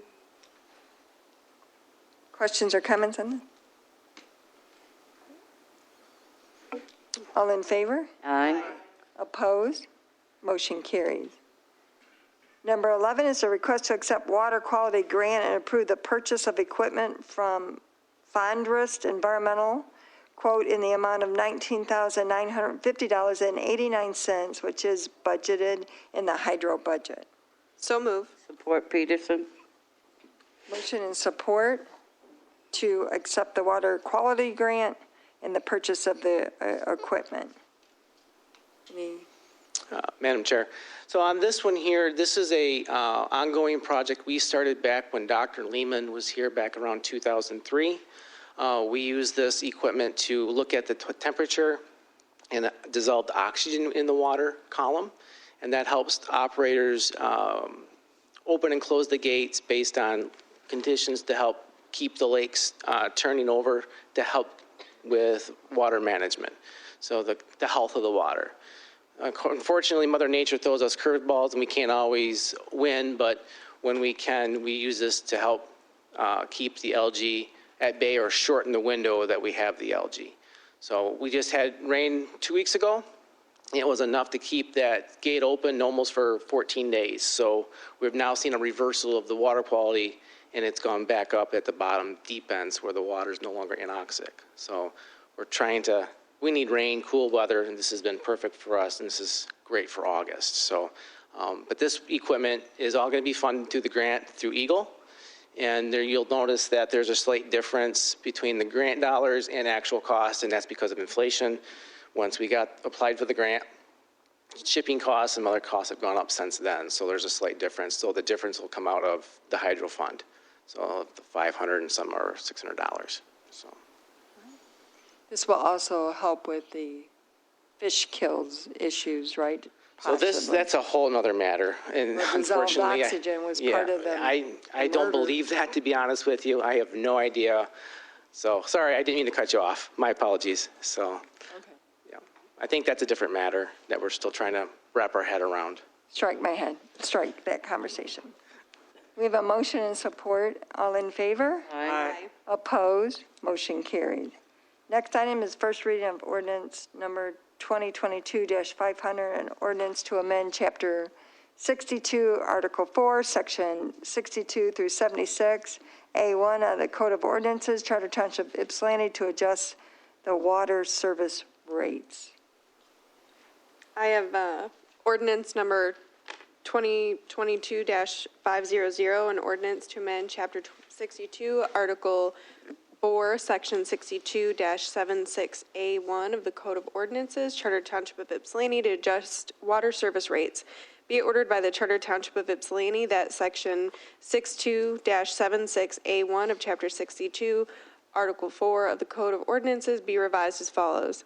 For all the billings rendering prior to October 1, 2022, existing water service rates shall prevail. For all the billings rendered on or after October 1, 2022, charges for water services shall be as follows for each bi-monthly 2-month period. 1, readiness to serve rates based on size of meter. And the meter size and water rates are as follows. 5 1/4 to 3/4 inch is $16.73. 1 inch is $41.83. 1 to 1.5 inches is $83.66. 2 inches is $133.86. 3 inches is $418.30. 6 is $1,673.19. 8 inches is $2,928.08. 10 inches is $4,601.27. 12-inch meter is $5,437.87. For the commodity rate, it'll be $3.62 per 100 cubic feet. I would so move ordinance 2022-500. Support. The motion support discussion.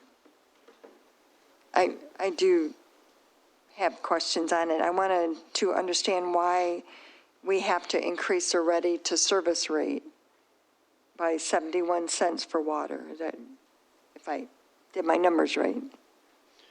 So I was not at the authority when the readiness to serve charge came into effect, but these basically cover the fixed costs for the utility, such as maintaining the pumps, the service lines, meters, and all the associated equipment. So that's the fixed portion of YSUA's revenue, whereas the commodity portion is basically based upon the amount of water that we sell.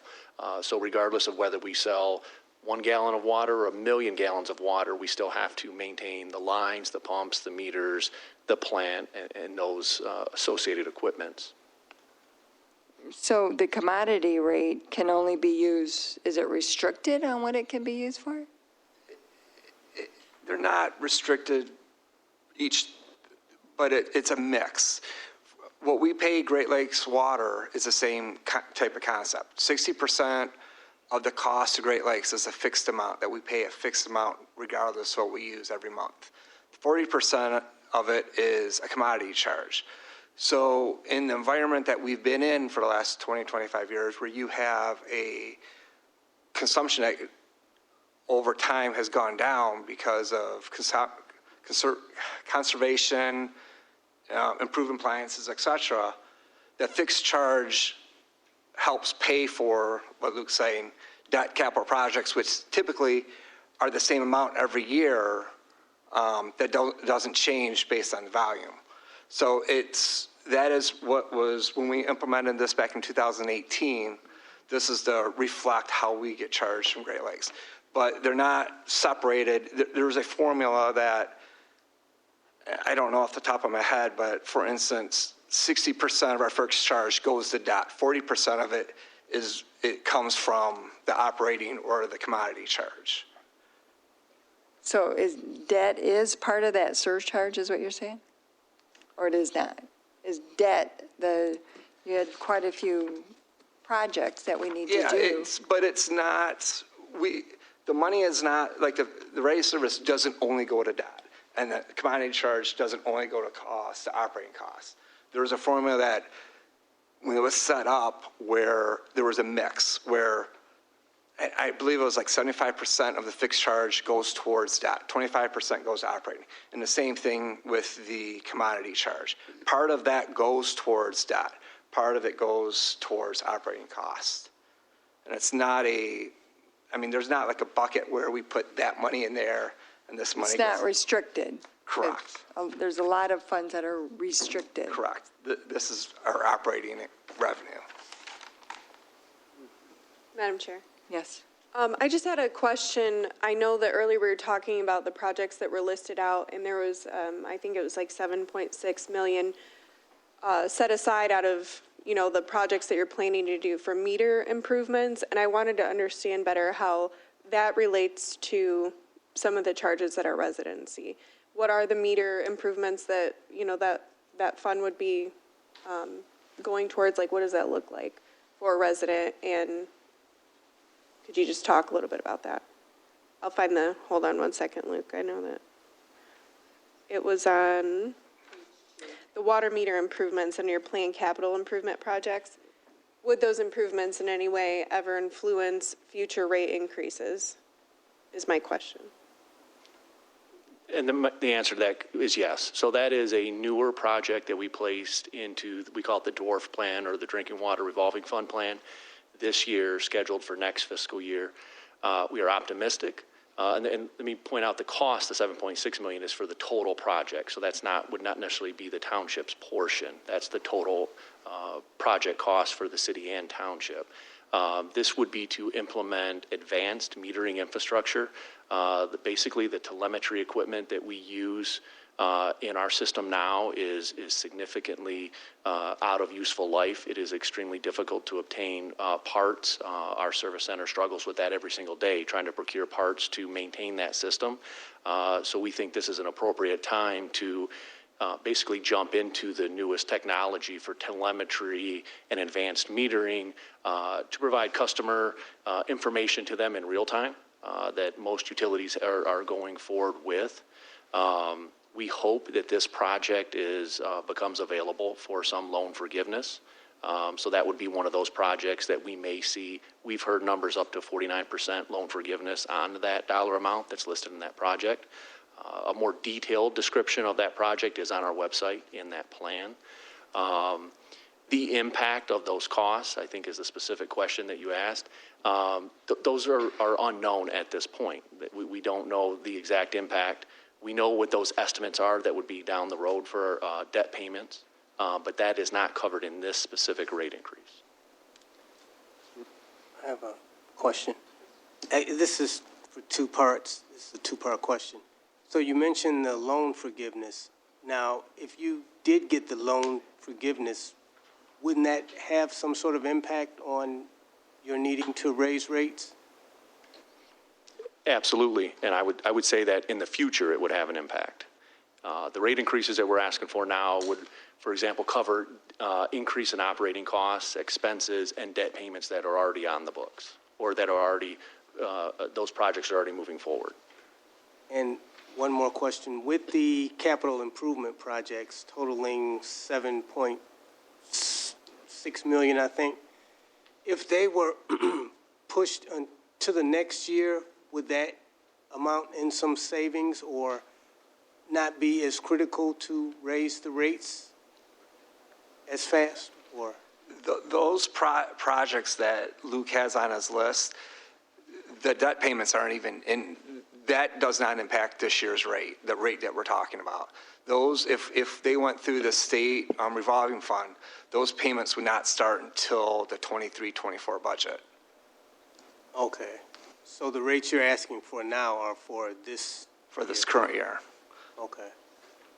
So there's nothing that really could be done to alleviate it? Our actual capital budget for this year is, I would say minimal, but It's definitely conditional or dependent upon revenue.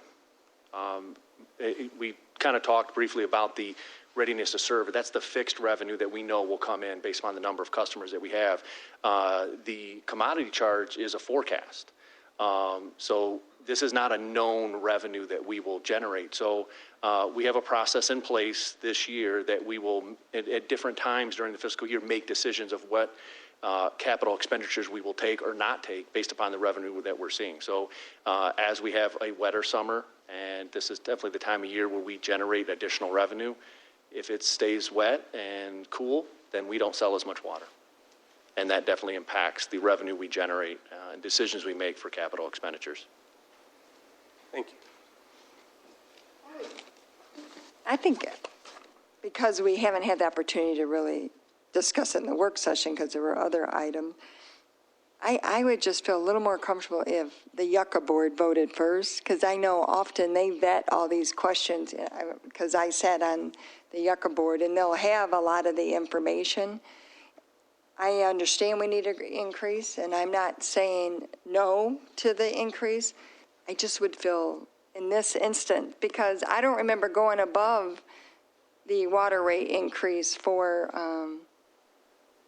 the Detroit Water. For Detroit. Great Lakes. You know, I don't recall doing that since we've started, but usually it's a pass-through cost that is automatic. If that's what they're charging us, then, so this is only less than a 1%. Is it a tenth of a percent, or is it 9/10 higher than that of 9/10? GLWA. Okay.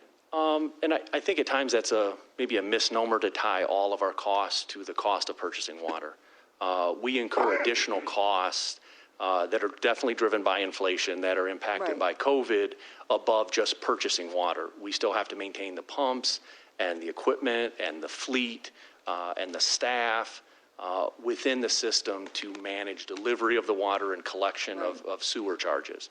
So even though it's the single biggest purchase we make is that of GLWA water, there is many, many other charges. So when that goes up 3.1%, that doesn't mean that all of our costs were capped at 3.1%, such as fuel.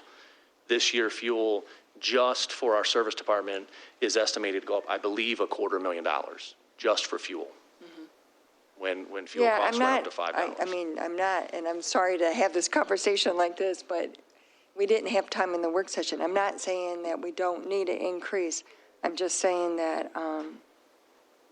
I don't totally understand, because I thought part of the rate increase were the proposed improvements, and that's really not the case. That's just what you propose to do, correct? The rate increase does not cover future projects that are not currently in progress. That's absolutely We'll accurate. bond for that, and you'll come back. So this. The one thing I would point out that we have started this year that is not reflected in your board packet is a 3- and 5-year budget forecast. So it's not that we don't anticipate future costs. It's not that we're not looking 3 to 5 years down the roads to match those project plans, but we typically prepare official budgets for approval with our board and township and city on an annual basis. But we do have 3- and 5-year forecasts. And absolutely, if we do not receive federal funding, we do anticipate, if costs continue to go up, that we'll need increases on an annual basis. All right, well, I've expressed my issues. Are there any other comments? Hearing none, if this is a ordinance, so you have to vote on it. Swanson? Yes. Coleman? First, let me say, can we, does this involve needing the Yucca board? If I were to say yes or it doesn't matter? The Yucca Board has to approve the rates. In our second reading. Or, I mean, they don't have to approve it. Yeah, they do. They have to approve it. They would have to approve it. It's a little, Yeah, if I say no, then they would have to go back? well, this is first reading, and that's the beauty of ordinances. You get 2 readings, you get opportunity to have more information. Yeah, then yes, I'll go for it. Peterson? Yes. Rowe? Yes. Eldridge? Yes. Wilson? Yes. And Stumble votes no, just so I can get more information on it. The motion carries. The second item on the agenda is the ordinance to amend Chapter 62, Article 4, Section 62-6, the Code of Ordinances, Charter Township of Ypsilanti, to adjust the sewer disposal rate. Sorry, I was writing.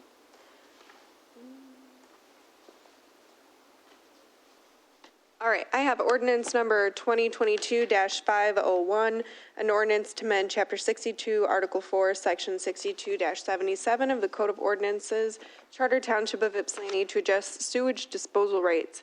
Be it ordered by the Charter of Township of Ypsilanti that Section 62-77 of Chapter 62, Article 4 of the Code of Ordinances be revised as follows.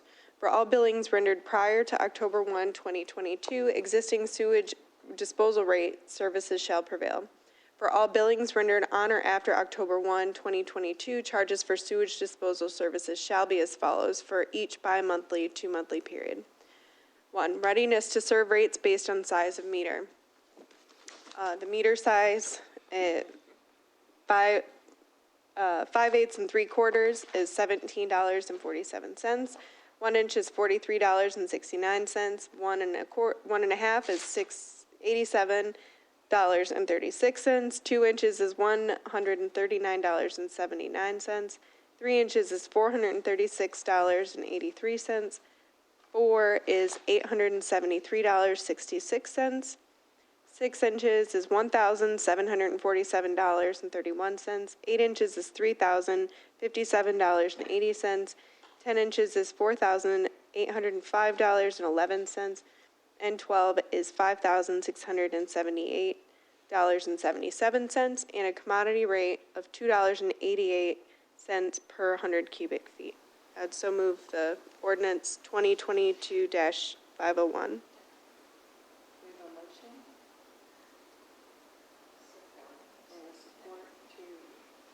Oh, sorry.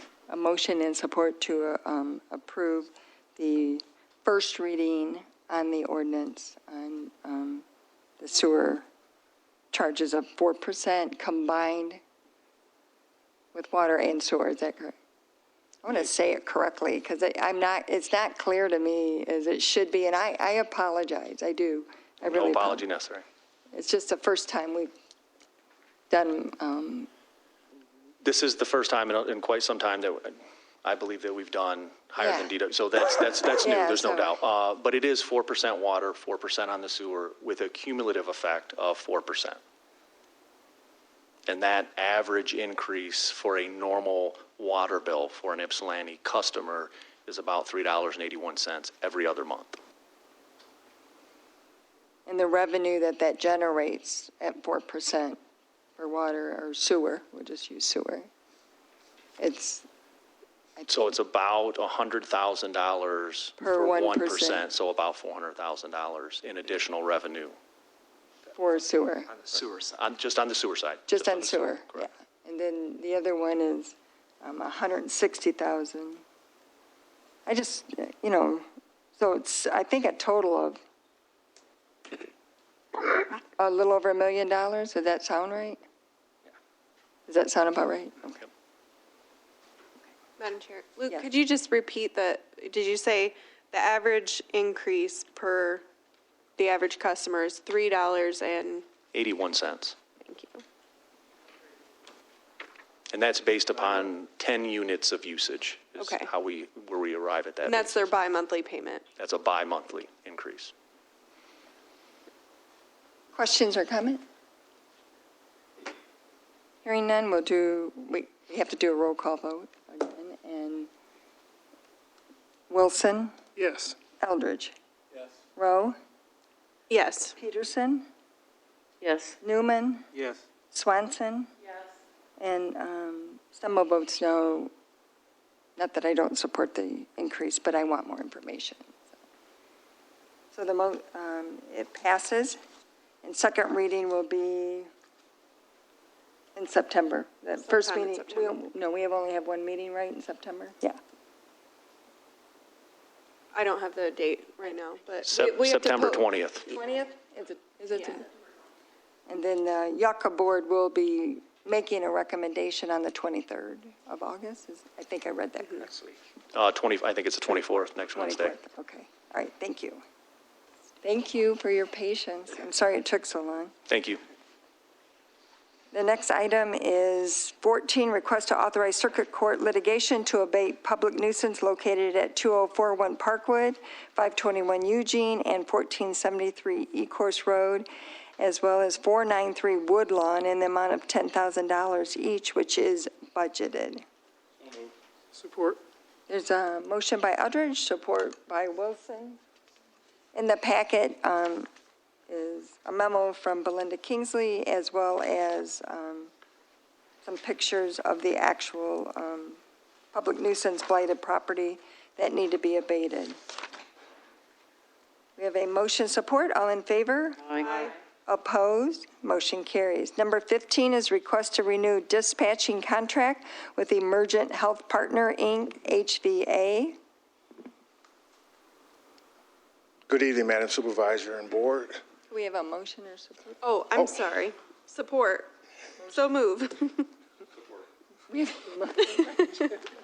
Support by Eldridge. We're sorry. We try to do a motion support first. So sorry. Chief? Okay, this is a motion. First of all, again, good evening, Madam Supervisor and Board.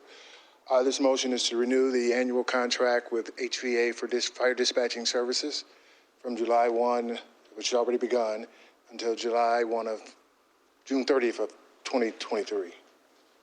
There was a 5% increase in this, and part of the delay in getting this before you was that we went over a review of the calls to try to determine what caused such a substantial increase, and a lot of it had to do with the priority dispatching and their new software they're using. It takes the human element out of dispatching.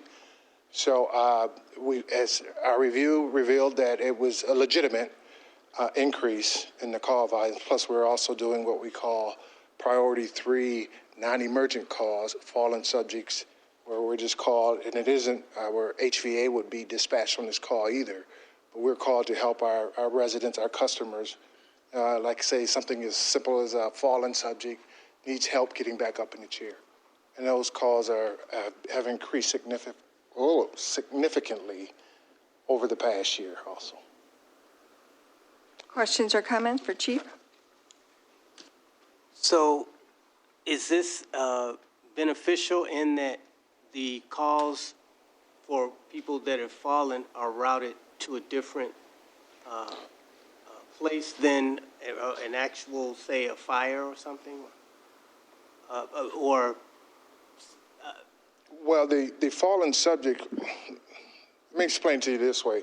About last year, a year ago, in July of 2021, we met with our officers. We knew this new software was coming. The Pro Q&A was a way of screening calls for higher efficiency for the dispatchers. What we wanted to do was try to eliminate calls where our services weren't needed, or we were responding in conjunction with HVA. The problem, the oversight that we lacked to see in this is that the new software took that element out. We thought we were going to get a reduction in calls. In actuality, we got an increase in calls. So it wouldn't have made a difference in terms of, these are for medical calls primarily. These are not like emergent calls. And what we were trying to do is just to try to streamline what we do to go to help where it's primarily needed, we thought. When I say for a fallen subject, what I'm referring to mostly in part is that you have an uptick in home health care where you have a lot of elderly residents now. And if the home health care person needs assistance in putting them in their chair or getting them off the floor, where it isn't an emergent situation where it's life-threatening or they need an ambulance there. So we're responding to an uptick in these calls, and it almost seems almost daily. And me doing the drilling down on the numbers and the metrics, it appears we're doing 1 to 1.5 on an average these type of calls daily. And it's reflective in our cost for dispatching too, because HVA will be the one that summons us to these type of situations. But they're customer service calls, so we're going on them. Mm-hmm. Right, we're going to take the call.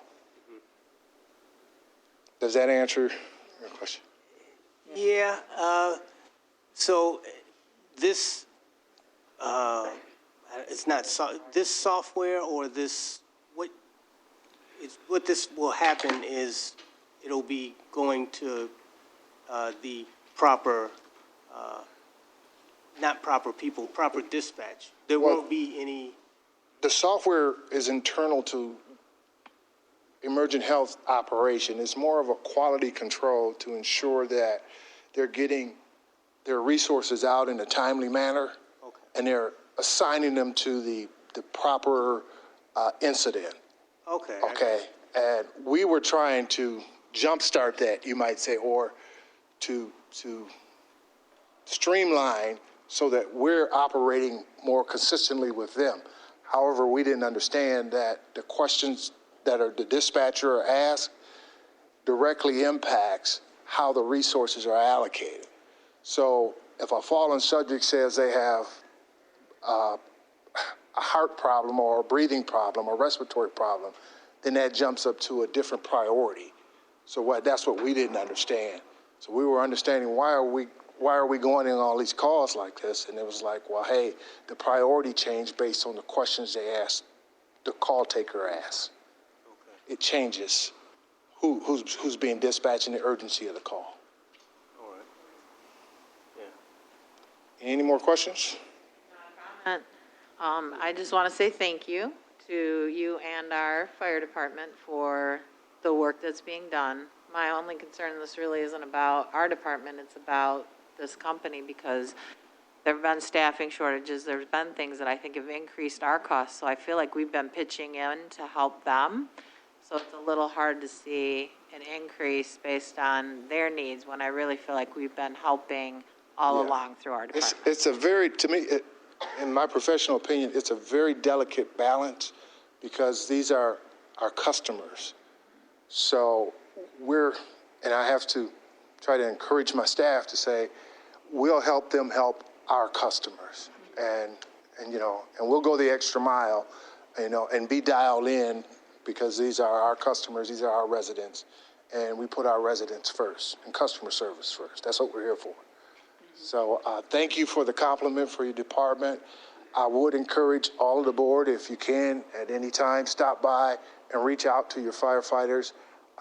During this time where our staffing has been short due to some retirements and some resignations, a lot of guys are putting in a lot of hours, and sometimes that causes you to be fatigued. And to hear it from a board member, a trustee, that you're doing a good job, it does me well, but I think it would do them a world of difference to hear it from you guys. And they are doing a great job. Yes. They're very busy, and the new hires are going to begin. We hired 2 new hires Monday. They came on Monday. They go through a 2-week orientation, and then they go through a 24-hour shift rotation. So 2 of them started Monday. I don't know if you've had a chance to meet them. They will be in HR tomorrow morning. And then we have another new hire starting on the 22nd. And these look like really great hires. Mm-hmm. I sat down and talked to them both today. We have a female and a male, and they're not from this community, One is from Kentucky. The female came from Kentucky, Madison Kleinhaus. She's motivated. She's locked in. She's dialed in. And I've got a guy that's military, that's a veteran from Battle Creek area, and he's dialed in too. And they want to be here. They both express their desire to be here at Ypsilanti Township. So I'm hoping this works very well for us. Thank you, Chief. Well, and I'm just clarifying that I know you guys have been working hard, so anything I said has nothing to do with our department. I said we've gone above and beyond to help with staff shortage and take care of people because that's our number one priority. Right. Or that delicate balance, we want to do so thank you, Chief. Thank you. We have a motion and support. All in favor? Aye. Opposed? Motion carries. Request to approve the L4029, the 22 tax rates for the 2023 budget. So move. Support.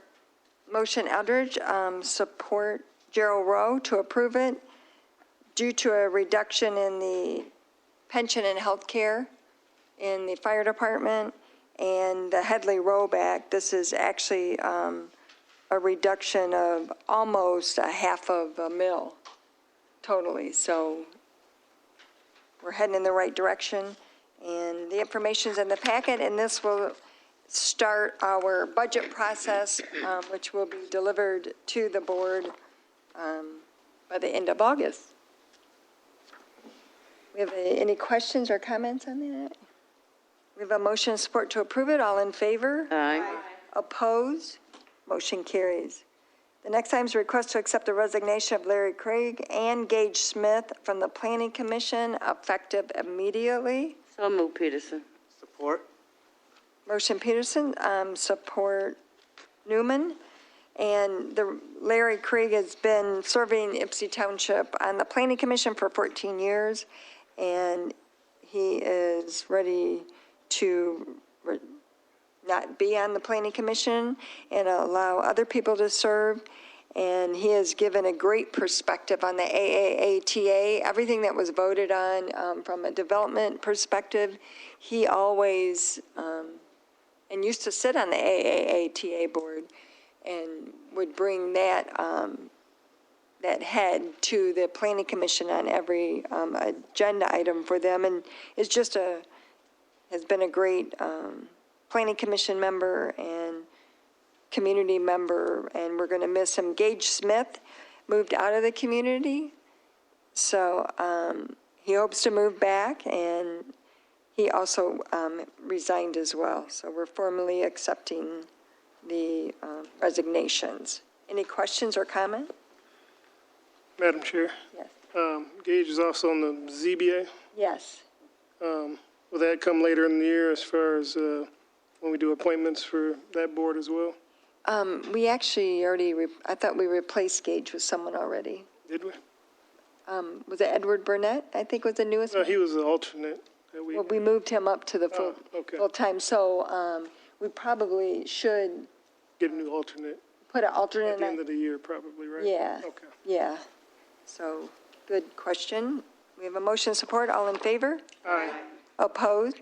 Motion carries. The next item is the appointed recommendation of Ryan Hunter to the Planning Commission to fill the vacancy created by the resignation of Larry Craig with his term expiring 12/31/2022. And Ryan, also sits on the AATA board currently, so it's a natural transition. Move to approve. Support. Motion Wilson, support Swanson. Questions or comment? All in favor? Aye. Opposed? Motion carries. Number 19 is a request to approve 2022-2023 contract with Washington Community College for the building use at the community center. So move, Peterson. Support. We have a motion and support to approve the annual contract. There is a slight increase of $2,000 for this year, and they've changed the rooms. They're at the community center, 101 and 301 are the rooms that they rent. And a lot of this is for English as a second language, as well as GED attainment through Washoe Community College. Any questions or comments? Do we have a motion? Do we have a motion for that? Yes. Sorry, I was making myself a note. And who is your? It was Peterson and Newman. Thank you. My apologies. Any other questions, Clerk? No, thank you. So we have a motion support. All in favor? Aye. Opposed? Motion carries. Number 20 is Resolution 2022-09, resolution authorizing the division of a platted lot on East Grand Boulevard. Motion Eldridge, Support? support Newman to approve, the resolution. Yep, I have resolution number 2022-09, the Charter Township of Ypsilanti, resolution regarding the division of a platted lot. Resolution authorizing the division of platted lots in East Park subdivision, whereas the owner of lots 132 through 134 of East Park subdivision has made a request to split a lot as previously approved and recorded, and whereas the Township Ordinance number 2000-243, Article 9, Section 11.01 states that upon the filing of a petition by the owner or owners of all interested therein with the Township Board, the platted lots, outlot, or parcels of land in existing recorded plats may be partitioned or divided upon resolution of the Township Board into not more than 4 parts, each of which shall, in regard to width, depth, and area, conform to the terms and provisions of the Charter Township of Ypsilanti zoning ordinance as amended. And whereas the Charter Township Planning Department has reviewed the division and confirmed that the resulting parcels meet the minimum requirements for lot size and road frontage as set forth by Section 2000 of the Township Zoning Ordinance, therefore it be resolved that the revised property descriptions are approved as follows. Legal descriptions, Parcel 1, 485 East Grand Boulevard, Lot 132, and the north 6 feet of Lot 133, East Park Subdivision. Parcel 2, 445 East Grand Boulevard, Lot 134 and Lot 133, except the north 6 feet of said Lot 133 East Park Subdivision. I have a motion, Eldridge, support Newman. Questions or comment? We don't do a lot of these, but when there's a platted subdivision, in order to change the lot lines, we have to go through this process. Staff planner Fletcher Ryer has verified that the boundary line change will not create any new non-conforming conditions. And in his memo, the final approval was subject to the removal of the garage addition, and that was verified that that was actually removed already, so it is in proper form and approval. So we have a motion. Any questions? We have a motion and support. All in favor? Aye. Opposed? Motion carried. Number 21 is a request to enter into negotiations and sell township-owned properties at 475 Green Lawn and 481 Green Lawn, which will be brought back to the Township Board. Move to approve. Support. There is a motion by Wilson, supported by Gerald Rowe. Questions or comments? Hearing none, all in favor? Aye. Opposed? Motion carried. The next item is a request to set a public hearing on a special assessment rolls in accordance with Public Act 188 of 1964 that will be held on September 20th, 22 at 7 p.m. So move. Motion Gerald Rose, support Eldridge to set the public hearing. This is an annual thing that we do as part of the special assessment process. Questions or comment? Hearing none, all in favor? Aye. Opposed? Motion carried. Number 23 is a request to purchase high-speed election tabulators and associated software in the amount of $132,815, which is budgeted contingent upon a budget amendment. The service and maintenance agreement in the amount of $106,200 that will be budgeted in the future in line item 101-262-933001. Motion Eldridge, Support Peterson. support Peterson. Clerk Rowe, would you want to? Yeah, thank you, Madam Supervisor. So these two high-speed tabulators would be utilized for our AV count boards or absentee count boards that actually count and process every ballot that is voted and held within our office prior to Election Day. These tabulators are more efficient. They'll allow for our residents to know election results quicker. Likely will be more efficient in us not having to rent space outside of the Township Civic Center, as well as hopefully reducing overtime costs that are incurred from us being there very late at night. Our most recent election in August, our results were kind of held up by our AV count board still processing those AV count board ballots.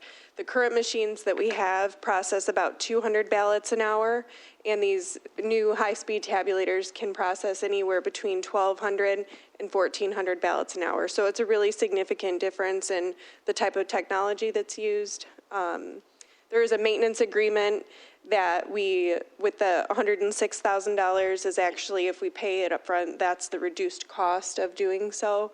And it also just helps for continuity in future budgets so that you don't have this outstanding and lingering contract that you have to, anyone who's in this position would have to continue to remember. So budgeting that in a future budget as a one-time expense will allow us to not have that thing that we have to remember. So it'll be in our line item in a future budget. Questions or comments? With these, was the maintenance included in years 1 through 5, and then we'd have to pay for years? That's correct. Yep, 6 through 10, but if you do it, you can pay it all at once, and then you get a 10%, so the 106 cost is actually with the 10% reduction. Okay. And we're just really waiting to hear back from HART of when we can pay that. So hopefully next year, so that it'll be all set and sealed, signed, sealed, delivered. Question? So for this election, we won't have the tabulators? If our board supports this tonight, we in the clerk's office have, every hope that the HART facility, they've said they can provide us with the training and the equipment for our November election. And I think that'll be a great time to just really, November's going to be even busier and even crazier. Lots of absentee ballots came in the day of the election this time around 1,100, and so I would expect at least double that in November. And so if we are able to have these high-speed tabulators for that election, I think it'll, definitely prepare us better for planning in the future as well. Okay. So we will get them for the November election. Other questions or comments? I support doing this technology and realize how long it took on election when there was 200 ballots versus 1,200 ballots, so you can stack them in there and they run them through. It is an expensive maintenance agreement, but it's always been that way for election equipment, which they go in and every year they clean them and check them out and make sure that the software and everything is correct. That's correct. So we did this once before, I think in 20. Might have been 18. We bought some new scanners or. Yeah. So it's a lot of money, but I do think that we need to invest in this for the absentee since they're so large. 60% of the votes were cast by absentee. All right, questions, any other questions? And I know our attorney has reviewed all the contract. Yes, I have. All in favor? Aye. Opposed? Motion carries. Number 24 is a request to approve to accept the proposal and designate Trendset Communications Group as the township's preferred network cable installer, valid until September of 2026, and authorize foregoing the bid requirements for network cabling jobs under $10,000. So move. Support. We have a motion in support to do this. Travis is on vacation right now, and the memo explains itself. That will, if there's questions or comments, we'll try to answer them. It is under 10,000, so you can not waive it, just Madam not Chair. required. Yeah, if I asked Travis a little bit about this before he went on vacation, just so I could kind of understand his IT stuff. So it's sort of like when we've gone out in the past for bidders to do our cabling, our network cabling, we've had a difficult time getting folks to bid on those. And so it's not quite the same as a professional service that we use, but they're sort of like this company would be like on reserve, our first call person to do any network cabling under that $10,000 mark. Anything above that, of course, would be handled as usual. All right. We have a motion support. All in favor? Aye. Opposed? Motion carried. Number 25 is Resolution 2211, which is resolution regarding temporary road closure for U.S. Bank 5K. I have the Resolution 2022-11, a resolution regarding temporary road closure, a resolution authorizing the temporary road closure of South Harris Road between South Harris and Grove Road for runners to run south down Harris Road and across Grove Road and run southwest down Grove Road to McCartney Ave, then proceed north down McCartney Ave to William Ave, to run east down William Ave to South Pasadena Ave, to run south down South McCartney Ave, to run south down McCartney Ave to Grove Road, to run northeast on Grove Road to South Harris Road, to run north down Harris Road to the finish line at 1375 South Harris Road on September 10th, 2022, from 8 a.m. to 10 a.m. for the University Bank Community 5K to benefit sickle cell disease. Whereas the Charter Township of Ypsilanti Board of Trustees has approved a temporary road closure of Ypsilanti Township roads as indicated above, and whereas the Driveways, Banners, and Parades Act of 200 of 1969 requires the township to authorize an official designated by resolution to make such requests from the Road Commission, now therefore it be resolved that the Township of Ypsilanti Board of Trustees designates and agrees that Ben Kramer, SVP, University Bank, be authorized official designee in this instance when the application is made to the Washtenaw County Road Commission for this temporary road closure. I would so move Resolution 2022-11. Support Peterson. There's a motion and support to close. We're not going to repeat the route. And this is a great event actually to have and to be able to do it. So we're required by the township, we have to take action. They take it to the township, to the Washtenaw County Road Commission, and to authorize the actual closure. We have a motion and support. Questions or comments?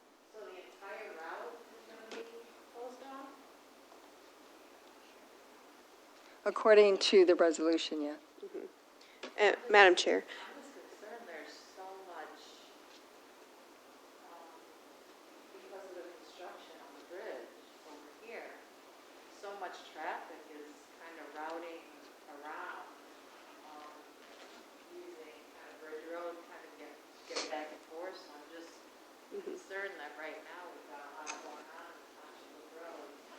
So I'm happy here that the closest road has to be fun over there, but I'm concerned about right now, we've got traffic difficulties, people trying to get from different parts of the township from one side to the other, and this is gonna take away the Harris Road Bridge area, and it's gonna take away getting to the Bridge Road area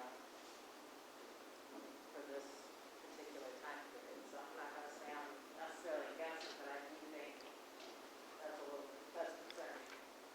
Madam Chair, Yes. I just said, I think it's good that it's going to be a Saturday morning, so I think that's going to help with, it won't be as bad, but I do understand your concerns, Trustee Swanson. I think since it's Saturday morning, only for a few hours, hopefully it's not as bad as it could have been if it was through the week or something, so. So how do we let residents know, because I think this is different than like some of the other requests we've gotten where like, when we get the ones like over by Wired where it's just like a road that's kind of more Merit. like an area or a neighborhood that uses it. I mean, this is an area that right now people are trying, whether it's Saturday or not, to get around the township from one side to the other. And so how do we let people, I mean, this really, people have to know, well publicized Yes. Having worked these before in a previous career, there'll be trail cars or cover cars at the back end, and once that last runner starts and gets onto Grove, they'll follow them, and as they complete each section, they'll open Grove back up, and then they'll move on to the side streets. So Grove should only be shut for a very small portion of time. And then they'll open it right back up, and then they'll only shut down half the lanes on Harris at one given time. So it should be minimal disruption, probably for no more than an hour to 90 minutes, is generally how they run them. I think the construction on Grove Road will be completed by then, though, because they're milling and overlaying it right now, and that's supposed to be completed. Yeah, I'm just more concerned about the pressure other construction is putting on. So, I mean, that's helpful, but like, from my perspective, because of the bridge work, people are really trying to avoid that particular area, so they're finding other routes around. And you realize how tied we are to those bridge areas, right? I mean, really, our township, there aren't that many points of connection until you lose one, and then you realize, wow, like, you really don't have a lot of options. So I'm okay with it, I'm just concerned, and we have to be making sure people really hear about this and know it's coming, just so that there isn't any frustration in trying to get where they're supposed to be. I was just trying to ask, was it one side of the road or both? And it's one side of the road.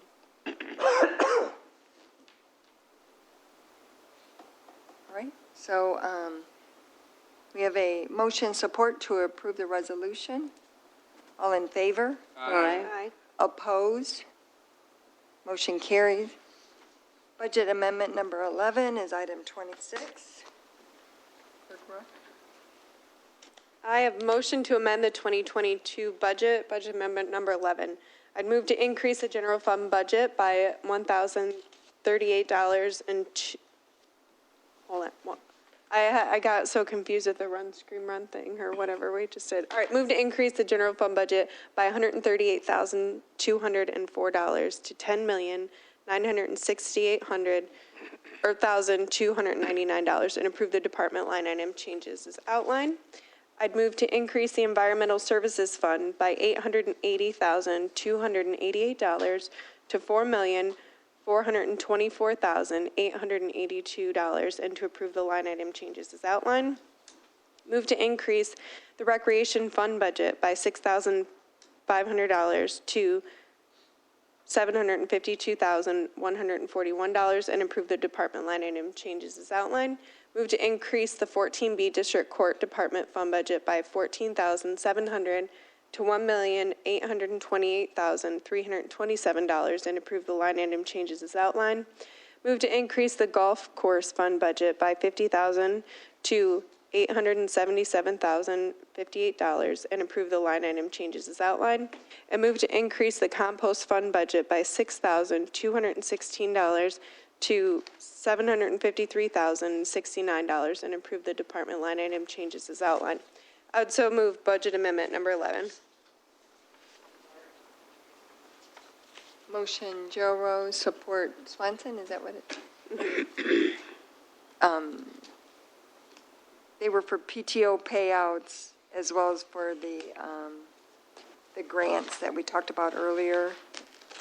And it was, we're receiving contribution for the Jazz Festival of $6,500 from not from Destination Ann Arbor and from the Waste Management. And then 14B Court was doing the 2.75 increase that was accepted through negotiation. The golf course, as we know about the irrigation, it's $50,000 for the severely vandalized repairs to the irrigation system. Compost fund is a PTO payout. We have a motion and support. Questions? All in favor? Aye. Opposed? Motion carried. Number 27 is authorization and bids, request to reallocate 2022 capital outlay fire station fund, which would be done with a line item transfer in the amount of $80,000, and to seek sealed bids for painting project for the fire station, main fire station. Again, good evening, Board. Motion would be in order. So moved. Sorry, Chief.